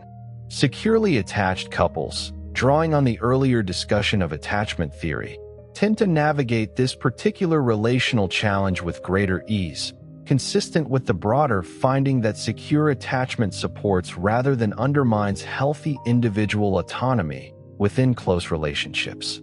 The role of solitude in supporting effective decision-making, particularly for complex or high-stakes decisions, has been examined in behavioral decision research, finding that decisions made after a period of solitary reflection, as opposed to decisions made under immediate social pressure or in the midst of ongoing social interaction, tend to show certain measurable advantages, including reduced susceptibility to specific cognitive biases associated with social conformity and immediate emotional reactivity, and improved consideration of long-term consequences relative to immediate emotional pulse. This research has practical applications that have been incorporated into some organizational and personal decision-making frameworks, which now sometimes explicitly recommend building in periods of solitary reflection before finalizing significant decisions, rather than concluding decision processes in the immediate aftermath of group discussion or under direct social pressure from stakeholders with strong immediate preferences. The mechanism underlying this benefit appears related to several of the previously discussed effects of solitude, including reduced cognitive load from social processing, decreased physiological arousal, supporting more deliberate rather than reactive thinking, and the specific self-distancing effects that solitary reflection appears to support. The relationship between solitude and physical environment, the specific qualities of a space that support or undermine the restorative potential of solitary time, has been studied in environmental psychology research examining factors including natural light, view access, acoustic privacy, and the symbolic ownership or personalization of a space. Research consistently finds that solitary time spent in spaces with access to natural light and views, particularly views including natural elements such as trees, water, or sky, produces greater restorative benefit than solitary time spent in enclosed, view-less spaces, even when the activity undertaken is identical. Acoustic privacy, the absence of audible activity from other people, even when those people are not visible, has similarly been found to influence the depth of restoration achieved during solitary time, with research on shared living and working environments finding that auditory awareness of others' activity, even without direct interaction, partially undermines some of the psychological benefits otherwise associated with physical solitude. This research has implications for the design of housing, workplaces, and other built environments intended to support genuine restorative solitude rather than merely the physical absence of other people without the deeper qualities that make solitude psychologically effective. The specific neurochemistry of solitude-related calm has been investigated through research measuring changes in neurotransmitter and hormone levels during transitions from social engagement to solitary rest. Beyond the previously discussed reductions in cortisol, research has found that chosen solitary rest is associated with changes in the relative balance of certain neurotransmitter systems, including modest increases in serotonergic activity associated with calm, stable mood states, and reductions in the noradrenergic activity associated with vigilance and arousal. These neurochemical shifts provide additional mechanistic support for the subjectively reported deactivating and calming effects of solitude discussed throughout this material, situating the psychological experience within a specific and increasingly well-characterized neurobiological context. Researchers studying these neurochemical patterns have noted parallels with some of the neurochemical changes associated with various forms of meditation and relaxation practice, suggesting that solitude itself, even without any additional structured practice, may share some underlying biological mechanisms with more deliberately structured contemplative interventions. The relationship between solitude and the processing of positive, not only negative, emotional experiences has received increasing research attention, expanding beyond the earlier emphasis in psychological research on solitude's role in processing difficulty and distress. Research on what has been termed savoring, the deliberate, sustained attention to and appreciation of a positive experience, has found that solitary savoring, in which a person deliberately spends time alone reflecting on and appreciating a positive experience without the social processing demands of sharing it immediately, can deepen and extend the psychological benefit derived from that positive experience. This finding adds an important dimension to the broader picture of solitude's function. It is not only a space for working through difficulty, but also a space for fully metabolizing and integrating joy, achievement, and other positive experiences in a way that ongoing social sharing, valuable as it is for its own reasons, does not fully replace. The capacity to sit alone with a good feeling and let it deepen, rather than only with difficult feelings to process them, represents an underappreciated dimension of solitude's psychological function.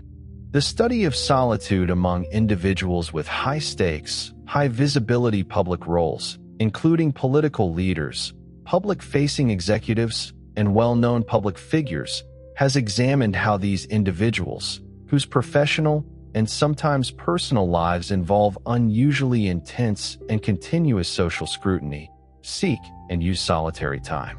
Biographical and some limited empirical research in this area has found that many individuals in such roles describe an even more acute need for genuine, unmonitored solitary time than is typical, given the unusually constant social performance demands of their public roles, and that the absence of adequate access to this kind of solitude is frequently described by such individuals as one of the more psychologically difficult aspects of public life.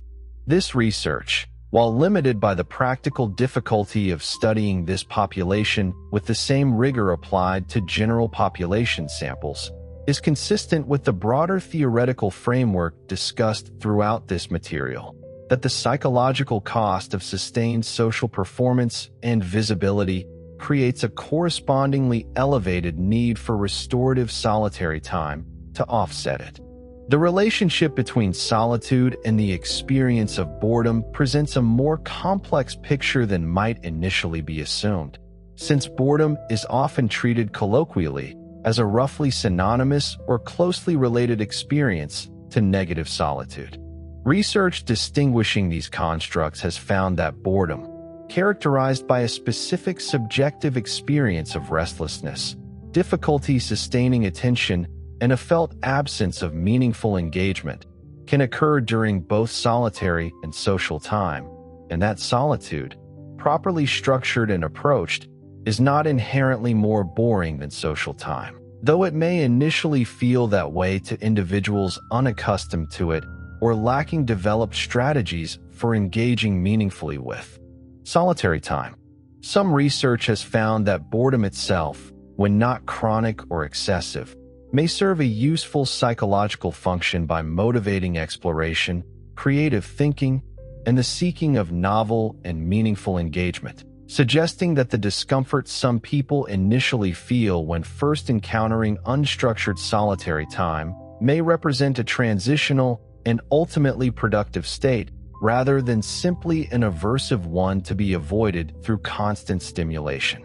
The historical trajectory of human living arrangements provides useful context for understanding contemporary solitude research.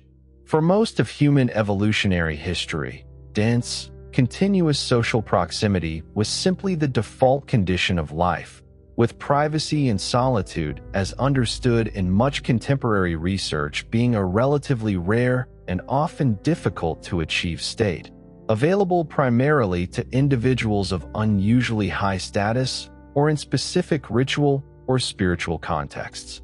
The historical emergence of more widespread access to private, solitary space, associated with changes including urbanization, the development of private bedrooms and individual housing units, and broader economic development, is a relatively recent phenomenon in the context of human history as a whole.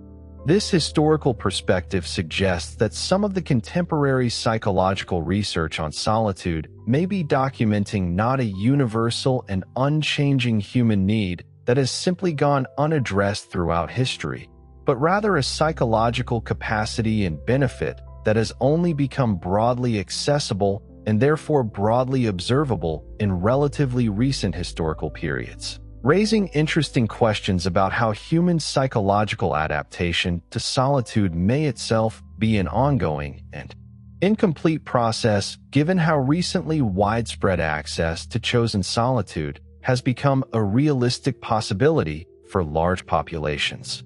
The relationship between solitude and specific forms of skill and habit formation extends beyond the deliberate practice research discussed earlier to include research on habit formation more broadly. Some research has found that new habits, particularly habits involving personal reflection, planning, or self-care, are more reliably established when their initial formation occurs during solitary rather than social time, possibly because the absence of social monitoring and feedback during habit formation allows for a more authentic and individually calibrated approach to the new behavior, free from the self-presentation concerns that can subtly distort behavior performed in front of others, even support of others.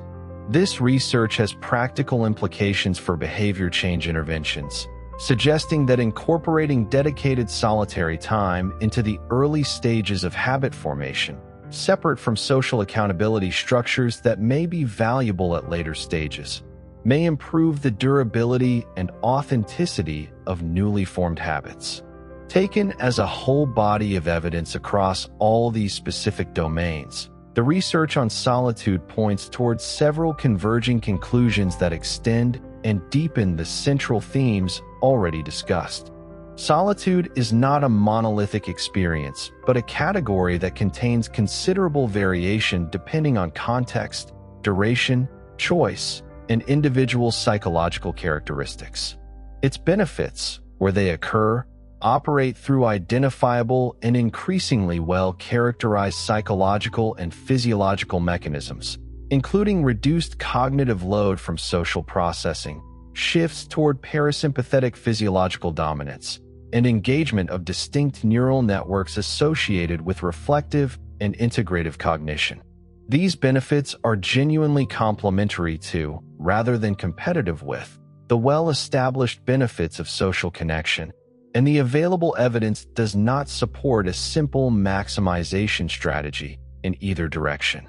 What it supports instead is a more individually calibrated approach, attentive to one's own patterns of restoration and depletion, and a cultural and personal willingness to recognize chosen, while use solitary time as a legitimate and valuable part of a full human life, rather than as a deficiency, an indulgence, or a problem requiring correction.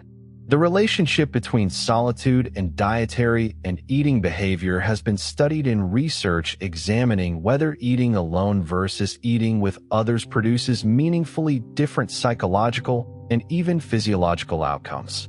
Some research has found that solitary eating, when chosen and approached mindfully, can support more attentive and satisfying eating experiences than social eating, which often involves divided attention between food and conversation, though other research emphasizes the well-documented social and emotional benefits of shared meals, particularly for family cohesion and cultural transmission. The picture that emerges, consistent with the broader themes of this material, suggests that both solitary and shared eating can serve valuable but somewhat different functions, with solitary eating supporting more focused sensory attention and personal pacing, and shared eating supporting relationship maintenance and cultural connection, and that a diet of meals entirely in one mode or the other may be less optimal than a thoughtful mixture reflecting both the practical circumstances and the psychological needs of a given day or season of life. The connection between solitude and spiritual or religious practice across denominational lines deserves further attention beyond the earlier discussion of specific monastic and contemplative traditions.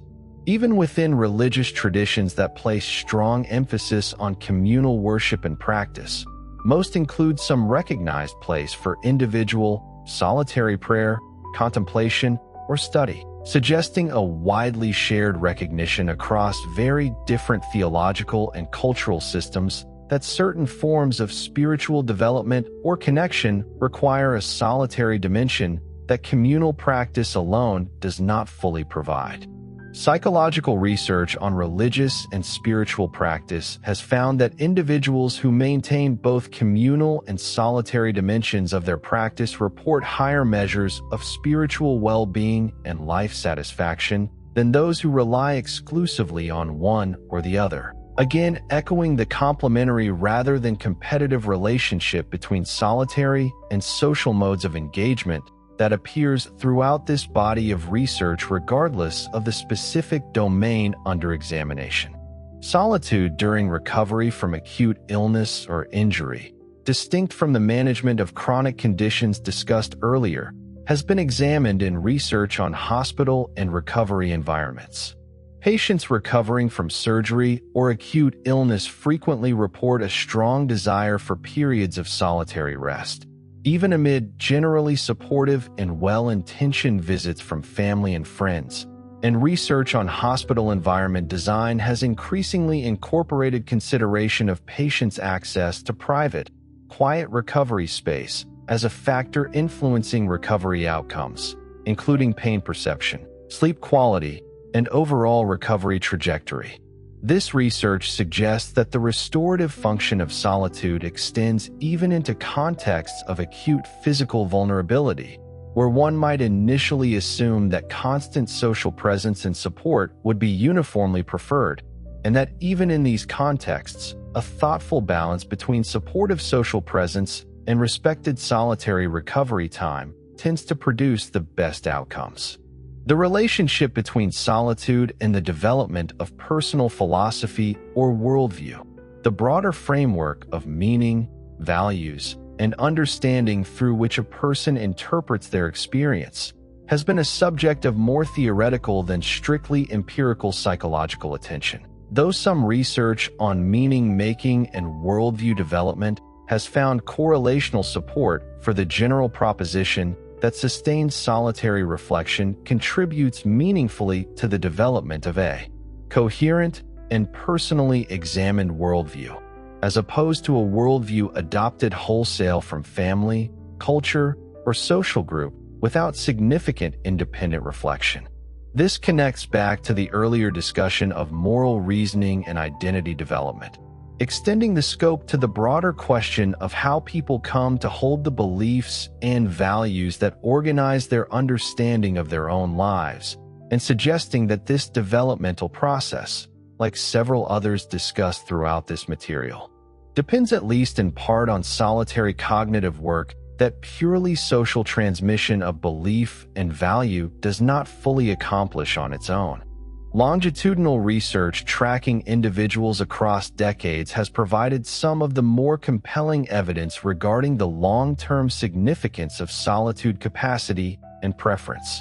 Several long-running longitudinal studies that have tracked psychological characteristics and outcomes across adult life have found that measures of comfortable solitude capacity, assessed in early or middle adulthood, predict better outcomes on various measures of psychological adjustment and well-being decades later, even after controlling for other relevant factors, including baseline mental health, social support availability, and personality traits. While this kind of longitudinal correlational research cannot fully establish causation, the consistency of this finding across multiple independent longitudinal samples lends additional weight to the broader theoretical case that the capacity for solitude represents a genuinely significant and durable psychological resource, with effects that compound and persist across substantial portions of the lifespan rather than representing only a short-term or situational benefit. The relationship between solitude and specific cognitive tasks requiring sustained, undivided attention, including complex reading, mathematical problem-solving, and detailed technical work, has been studied in cognitive psychology research on attention and environmental distraction. This research consistently finds that social presence, even passive and non-interactive social presence, such as another person quietly working nearby, measurably increases the cognitive resources required to sustain focused attention on a demanding task, compared to working in genuine solitude. an effect attributed to the automatic and largely involuntary social monitoring processes discussed earlier in the context of social cognition's neural cost. This research has direct practical relevance for understanding why many people report needing genuine solitude, rather than merely a quiet shared space, in order to complete their most demanding cognitive work, and it provides additional empirical grounding for the long-standing practice among writers, researchers, and other knowledge workers of seeking dedicated, fully private working environments for their most cognitively demanding tasks. Another important area is the research on solitude and the management of anxiety disorders specifically, as distinct from the broader discussion of stress and emotional regulation already covered. Clinical research on anxiety treatment has found that structured exposure to chosen solitude, used as part of a broader therapeutic approach, can help individuals with significant social anxiety develop a more secure and less avoidant relationship with their own internal experience, separate from the question of social performance and evaluation that drives much of their anxiety in social contexts. For some individuals with social anxiety, the inability to tolerate solitude comfortably is intertwined with their broader anxiety pattern, since their sense of self-worth and safety has become so contingent on social approval that the absence of social feedback, rather than providing relief, instead triggers anxious uncertainty about their own standing and value. Therapeutic work that helps such individuals develop a more secure and self-validating relationship with solitary time has been found in some clinical research to produce benefits that generalize back into improved social functioning as well, somewhat counterintuitively illustrating once again the complementary rather than opposed relationship between healthy solitude and healthy social connection. Research examining solitude across different occupational categories has found interesting variation in how professional context shapes the relationship between work and solitary time. Occupations characterized by high autonomy and substantial built-in solitary working time, many forms of writing, research, certain types of artistic and craft production, and some technical and analytical roles show different patterns of solitude-related stress and benefit compared to occupations characterized by near-constant social engagement, such as many forms of frontline service work, teaching, and certain healthcare roles. Workers in highly social occupations, when surveyed about restorative practices, disproportionately report a strong reliance on dedicated solitary time outside of work hours as essential to their psychological sustainability, while workers in highly solitary occupations more often report needing to deliberately schedule social engagement to avoid drifting into excessive isolation. This research reinforces the theme of individual and contextual calibration that has run throughout this material. The specific balance of solitude and social engagement that supports well-being is not fixed but responds dynamically to the demands already present in a person's broader life circumstances, including their work. A useful way to understand solitude is to notice how much of ordinary social life requires real-time editing. In conversation, a person is rarely only thinking. They are also monitoring facial expressions, judging timing, choosing tone, suppressing irrelevant reactions, anticipating how a sentence might be received, and adjusting themselves to the emotional field of the other person. Much of this happens automatically, but automatic does not mean effortless. Social intelligence is one of the most complex forms of cognition human beings possess, and it carries a real metabolic and attentional cost. Solitude removes that immediate requirement. It does not make the brain empty. It changes what the brain is allowed to spend its energy on. This is one reason even highly social people often feel a distinct kind of relief when a door closes and they are finally alone. The relief is not necessarily rejection of other people. It is the relief of dropping the social face for a while. The voice no longer has to be managed. The body no longer has to be positioned for another person's comfort. The emotional response can exist before it is translated into socially acceptable form. In that private interval, the mind can discover what it actually felt before it had to explain itself. The private nature of solitude also makes it important for what psychologists sometimes call emotional granularity, the ability to distinguish precisely between emotional states that might otherwise be grouped together under one broad label. A person who is socially overwhelmed may initially say they are tired. Alone, with time, they may discover that the tiredness contains irritation, disappointment, uncertainty, grief, or simple sensory overload. The more precisely an emotion can be named, the more effectively it can be regulated. Solitude gives emotional experience enough space to become differentiated instead of remaining a vague pressure inside the body. There is also a difference between solitude and avoidance that matters clinically and morally. Solitude faces inward. Avoidance runs away. Solitude can include difficult thoughts and still remain constructive because the person is not using aloneness to disappear from life, but to return to it with more clarity. Avoidance, by contrast, uses aloneness to prevent contact with anything that might challenge the person, including necessary relationships, responsibilities, and truths. The two can look similar from the outside: a closed door, a quiet room, a person not answering messages. But internally they are different states. One restores contact with the self. The other narrows contact with the world. The strongest research on solitude repeatedly returns to the question of choice.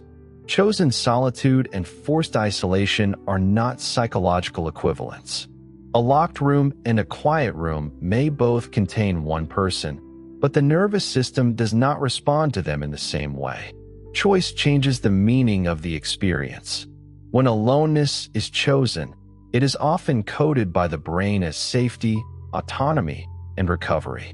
When aloneness is imposed, especially when escape is impossible or connection is unavailable, the same physical condition can be coded as threat. This is why any serious discussion of solitude has to keep returning to the conditions around it: safety, duration, autonomy, and the availability of connection when connection is needed. Another overlooked function of solitude is that it protects long-form thought. Much of modern attention is chopped into short social units: replies, notifications, updates, fragments of conversation, small decisions about whether to respond or not respond. Long-form thought is different. It needs continuity. It needs enough uninterrupted time for one idea to lead into another, and then another, without being broken by the requirement to re-enter someone else's frame of reference. Many people discover their own real opinions only after a period of sustained privacy, because opinions formed inside constant reaction are often not opinions at all, but social reflexes. This is especially relevant to creativity, but it is not limited to artistic work. A difficult decision, a change in identity, a grief that has not yet found words, a long-term problem at work, a relationship pattern that keeps repeating, all of these may require a kind of mental continuity that ordinary social life interrupts. Solitude allows a thought to lengthen. It lets the mind follow a thread past the first obvious conclusion. This is often where insight begins, not in the first thought, which is usually habitual, but in the third, fourth, or fifth thought, the one that appears only after the mind has been given enough quiet to move beyond its rehearsed responses. Neuroscience gives this idea a physical basis through the study of internally directed cognition. When external demands decrease, the brain does not simply shut down. Networks associated with autobiographical memory, future simulation, social imagination, and self-referential processing become more prominent. This is why solitude often produces not silence, but a particular kind of internal movement. Old conversations replay, possible futures are tested, memories connect to present decisions, and the self is revised quietly through this process. A person may feel as if they are doing nothing, while the brain is reorganizing the meaning of experience. The relationship between solitude and memory is also more practical than it first appears. After emotionally significant events, people often need time alone not only to calm down, but to encode what happened into a usable narrative. Without that time, experience can remain socially loud but personally unintegrated. The person may have talked to many people, answered many messages, explained the event repeatedly, and yet still not know what it meant to them. Solitude allows experience to become personally owned rather than merely publicly described. This explains why some people feel strangely empty after a period of nonstop social contact, even if the contact was pleasant. They have been present in events, but they have not had time to metabolize them. Enjoyment itself requires integration. A good conversation, a trip, a celebration, a success, even a beautiful day can pass through a person too quickly if it is immediately followed by more input. Solitude allows positive experiences to settle. It turns event into memory. It gives pleasure time to become part of the person rather than only something that happened around them. There is an important connection here with sleep. The final minutes before sleep are often one of the last remaining natural pockets of solitude in ordinary life. The room becomes quiet. Social demands fade. The body no longer has to move through the world. This transition can be uncomfortable for people whose minds immediately fill with unfinished concerns, but the discomfort itself is informative. It reveals what has been postponed all day by movement, conversation, entertainment, and obligation. Night solitude is not always pleasant, but it is often honest. It shows what the mind has not yet had time to process. For that reason, solitude before sleep can become either restorative or difficult depending on how it is approached. If the mind is given only a sudden drop from constant stimulation into darkness, it may respond by throwing up every unfinished thought at once. But if solitude is allowed to arrive gradually, through a quieter evening, fewer social demands, less digital noise, a slower transition, the same state can become a bridge into sleep rather than a battlefield of thoughts. The science does not require romantic language to make this point. The nervous system downshifts more easily when it is not asked to go instantly from social vigilance to unconsciousness. The need for solitude is also partly a need for ownership of attention. In social life, attention is often claimed by others, sometimes lovingly and appropriately, sometimes intrusively. A child asks, a partner speaks, a colleague needs, a phone lights up, a group shifts mood, and attention follows. Solitude returns attention to the person who is living inside it. This can be unsettling because it reveals how rarely attention is fully one's own, but it can also be deeply stabilizing. To be alone well is, in part, to remember that attention is not only a resource to be spent on the world, it is also a resource needed for the maintenance of the self. The science of solitude also challenges one of the quieter anxieties of modern life: the fear that being alone makes a person less successful, less loved, or less socially valuable. Research does not support that simple equation. Many psychologically healthy people seek and enjoy solitude while maintaining strong relationships. In fact, the capacity to be alone can improve relationships precisely because it reduces the demand that other people continuously regulate one's internal state. A person who can recover, reflect, and stabilize alone may return to relationships with less pressure, less resentment, and less unconscious expectation that another person must supply every missing piece of calm. In close relationships, this matters enormously. The ability to say, without punishment or fear, that one needs an hour alone can be a sign of security rather than distance. Secure relationships do not require permanent merger. They allow approach and withdrawal, closeness and privacy, shared life, and separate inner life. A relationship with no room for solitude can become emotionally crowded, even when it is loving.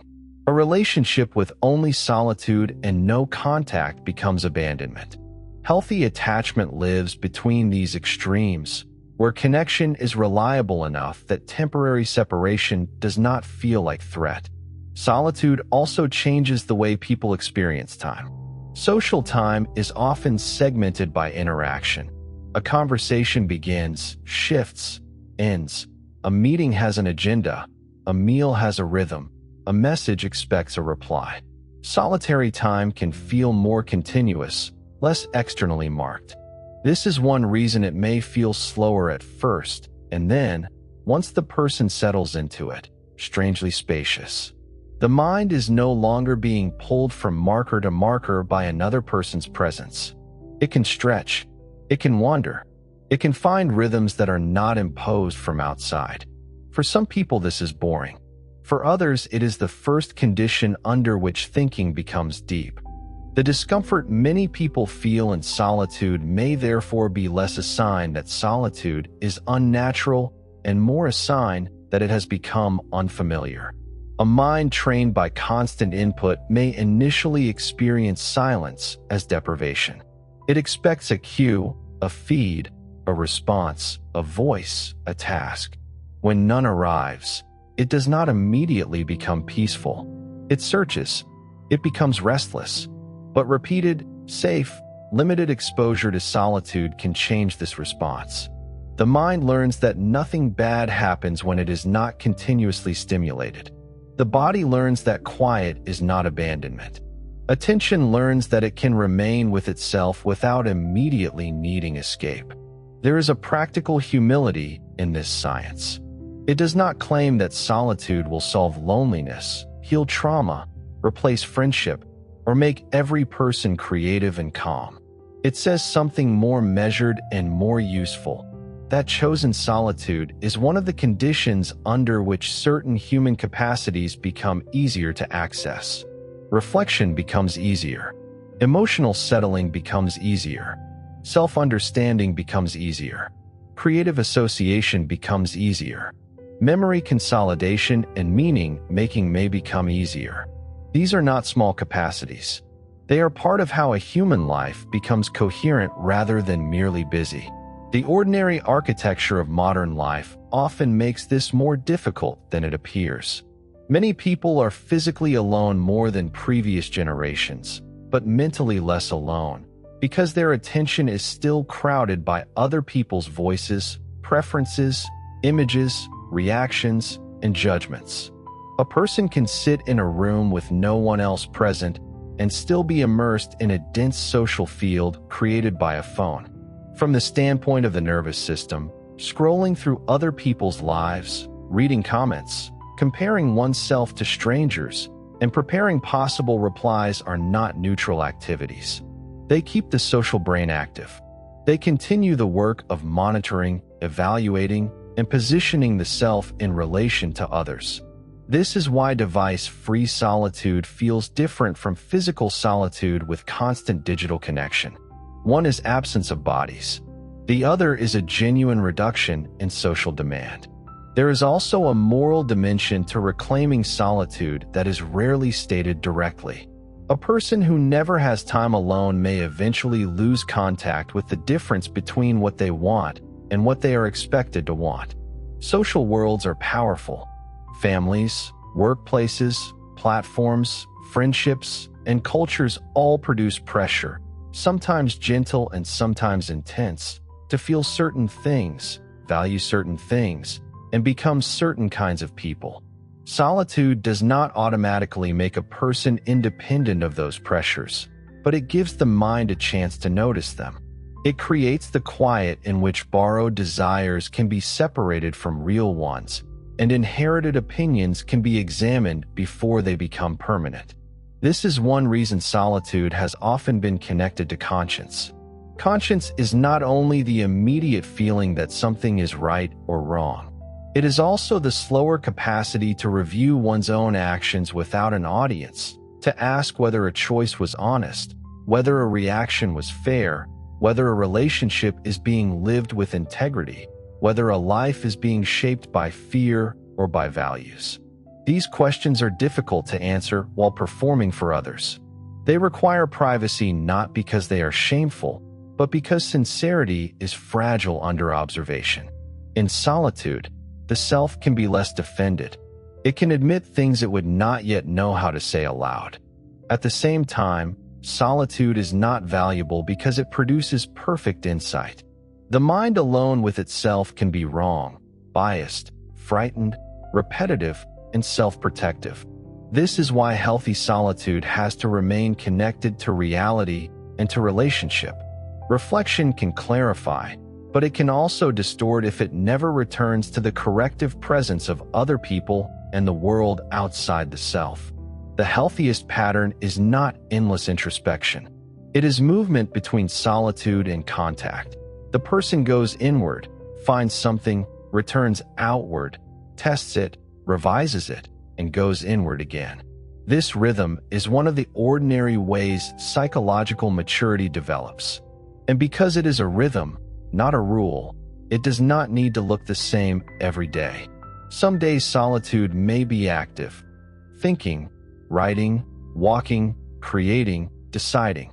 Other days it may be almost entirely passive, sitting, recovering, letting the nervous system come down from the noise of the world. Both forms have value. What matters is that the time is genuinely one's own, not merely another disguised extension of obligation. The science of being alone, therefore, does not ask for withdrawal from life. It asks for rhythm. It asks for intervals where the mind can stop being publicly available and become privately coherent. It asks for enough quiet to notice what constant noise conceals. It asks for enough distance from other people to return to them voluntarily rather than automatically. In that sense, solitude is not the enemy of love, friendship, work, family, or community.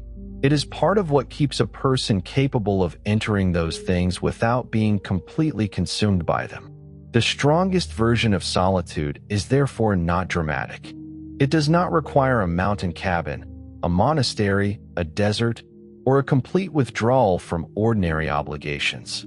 It can be a walk without headphones, a room before anyone else wakes, 10 minutes after a difficult conversation before turning to a screen, an evening in which no one is asked to perform, a quiet commute used not for distraction but for return. Small forms of solitude, repeated regularly, may matter more than rare heroic retreats, because the nervous system and the self are maintained through ordinary rhythms, not only through exceptional experiences. This is perhaps why solitude has such a persistent presence in human life despite our equally persistent need for others. Human beings are social animals, but not only social animals. We are also reflective animals, narrative animals, future imagining animals, meaning-making animals. Those capacities need other people because language, values, memory, and identity are shaped in relationship. But they also need intervals away from other people because integration cannot be done entirely in public. The self is built in contact, but it is assembled in quiet. Drawing together the full scope of this research, from the developmental origins of solitude capacity in early secure attachment, through its role in creativity, identity formation, emotional processing, decision-making, and physical and psychological recovery, to its cross-cultural variation and its complex relationship with related but distinct psychological states including loneliness, boredom, and rumination, a clear and consistent picture emerges. The human relationship with solitude is neither simply positive nor simply negative, neither a luxury nor a deficiency, but a fundamental and multifaceted dimension of psychological life that operates according to identifiable principles even as its specific expression varies enormously across individuals, cultures, and circumstances. The accumulated evidence supports treating the capacity for restorative solitude as a genuine psychological skill and resource, one that can be developed, that interacts in complex and largely complementary ways with social connection, and that contributes in ways both subtle and substantial to the texture and quality of a well-lived human life. The relationship between solitude and the human relationship with technology and screens deserves separate consideration beyond the earlier discussion of solitude deprivation through constant connectivity, because the picture here is genuinely double-sided. On one hand, as discussed, continuous device engagement during nominal alone time can crowd out many of the restorative cognitive and physiological benefits otherwise associated with solitude, maintaining a kind of low-level social processing load even in physical isolation. On the other hand, certain solitary uses of technology, reading, listening to music or podcasts alone, engaging with creative software, or using technology specifically to access nature documentation, art, or contemplative content during otherwise genuine solitude, do not appear to carry the same costs. And some research has found that thoughtfully chosen solitary media engagement can support rather than undermine restoration, particularly when the content itself does not involve active social processing demands such as messaging, social media browsing, or video calls. The relevant distinction, once again, appears to be less about the mere presence of a screen or device and more about whether the activity engaged in maintains or releases the cognitive load specifically associated with social processing. The role of solitude in supporting the development and maintenance of what positive psychologists term meaning in life, as distinct from momentary happiness, has been a recurring undercurrent throughout much of the research already discussed and merits direct attention as a unifying theme. Meaning in life, as studied by researchers including Michael Steger and others, involves a sense of coherence, purpose, and significance that organizes a person's understanding of their own existence. Several converging lines of research discussed throughout this material, on identity formation, on worldview development, on the processing of significant life transitions, on creative and intellectual work, and on spiritual and contemplative practice, all point towards solitary reflection as one of the more important contexts in which this overarching sense of meaning is constructed, examined, revised, and deepened over the course of a life. This is not to suggest that meaning arises only or even primarily in solitude. Relationships, work, and communal belonging are independently and robustly associated with meaning in life in the relevant research literature. But the integrative, reflective work of weighing and organizing these various sources of meaning into a coherent overall sense of purpose appears to depend significantly on the kind of extended, undistracted reflection that solitude most readily provides. Considering the full arc of this research together, it becomes possible to articulate why solitude occupies such a distinctive and somewhat paradoxical place in human psychological life. It is simultaneously ordinary, in the sense that some degree of it occurs in nearly every human life regardless of how socially embedded that life is, and significant, in the sense that the quality of a person's relationship with their own solitary time appears to ripple outward into nearly every other domain of psychological functioning that has been studied. From the earliest infant experiences of secure or insecure attachment, through adolescent identity formation, through adult creative work, relationship navigation, decision-making, and the processing of loss and transition, into the final stages of life and the construction of an examined and meaningful personal narrative, the capacity to be alone well, neither avoiding it anxiously nor seeking it as an escape from connection, but engaging with it as a genuine and valuable part of a full life, recurs as a thread connecting otherwise disparate areas of psychological research. It is worth noting, in closing this exploration, that the scientific study of solitude remains a relatively young and still actively developing field compared to many other areas of psychological research. Many of the specific mechanisms proposed throughout this material, the precise neural and neurochemical pathways, the exact developmental windows and processes, the detailed cross-cultural variation in both experience and underlying mechanism, remain active areas of ongoing investigation, with new research continuing to refine, extend, and in some cases revise the current understanding. What can be said with reasonable confidence, based on the substantial body of work already completed, is that solitude is neither the simple deficiency that older cultural narratives often assumed, nor a panacea to be maximized without regard to the genuine and equally well-established human need for social connection.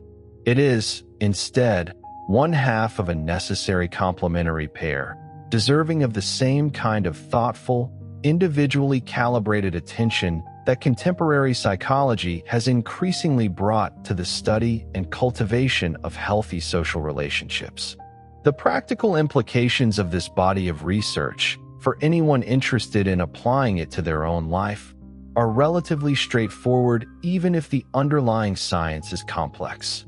Building in regular, chosen periods of solitary time, free from digital social engagement, into the rhythm of daily or weekly life appears to be supported by the evidence as a generally beneficial practice for most people, though the specific amount and type of solitary activity that feels most restorative will vary by individual. Treating the discomfort that sometimes arises during unstructured solitary time not as evidence that solitude itself is the problem, but as a signal that may indicate either an unmet need for actual social connection or simply an underdeveloped capacity for comfortable solitary reflection, a capacity that, like most psychological skills, can be developed with deliberate practice, represents a more productive response than either avoiding solitude altogether or forcing oneself through it without attention to what the discomfort might be communicating, and recognizing that both extremes of constant social activity and extended unwanted isolation carry genuine psychological costs. While a thoughtfully balanced life, incorporating both meaningful connection and restorative solitude, tends to support the fullest range of human psychological functioning that the available research has been able to identify and measure. The relationship between solitude and seasonal and environmental rhythm provides one final dimension worth considering. Research on seasonal variation in mood and behavior has found that many people report shifts in their desire for and comfort with solitude across the seasons, with shorter daylight hours and colder conditions in many temperate climates associated in some research with increased preference for solitary, indoor, restful activity, while warmer and longer daylight seasons are associated with increased preference for social and outdoor activity. Whether this represents a genuine adaptive psychological rhythm, a response to practical environmental constraints on activity, or some combination of both is not fully resolved in the current research, but it does suggest that an individual's relationship with solitude may not be entirely stable across the year, and that periods of increased solitary inclination during certain seasons need not necessarily be interpreted as a sign of concern, but may instead reflect a natural and adaptive variation in psychological rhythm that mirrors the broader environmental and biological rhythms many living things experience across the changing year. The accumulated weight of all this research, drawn from developmental psychology, clinical research, neuroscience, cross-cultural studies, and the long historical and literary record of human reflection on the experience of being alone, points toward a conclusion that is at once scientifically grounded and quietly reassuring. The time you spend alone, whether by choice, by circumstance, or simply as the ordinary solitude that precedes sleep at the end of most days, is not empty time. It is not time that exists merely as the absence of something better. It is, according to the evidence gathered across all these different lines of inquiry, time doing real psychological work, consolidating memory, regulating emotion, clarifying identity and values, supporting creative and reflective thought, and providing the kind of restorative recovery that sustains social engagement, however valuable in its own right, cannot fully provide on its own.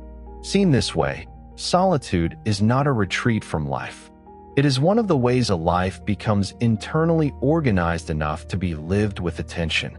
It is the pause that allows experience to become memory, emotion to become information, pressure to become clarity, and connection to become something chosen rather than merely clung to.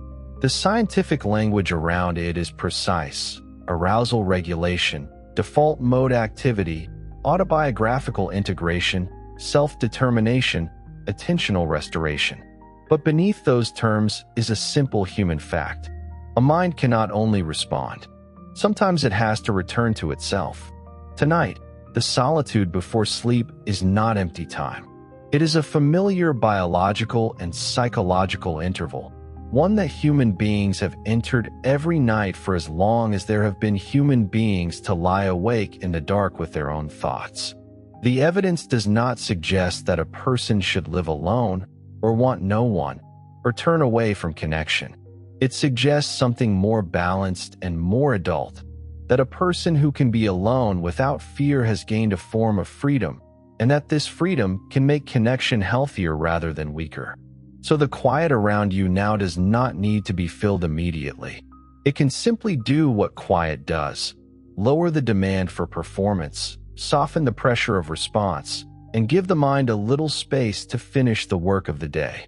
The science of solitude ends not with isolation, but with restoration, the ordinary restoration of a mind allowed, for a while, to belong only to itself. Sleep well. Good night.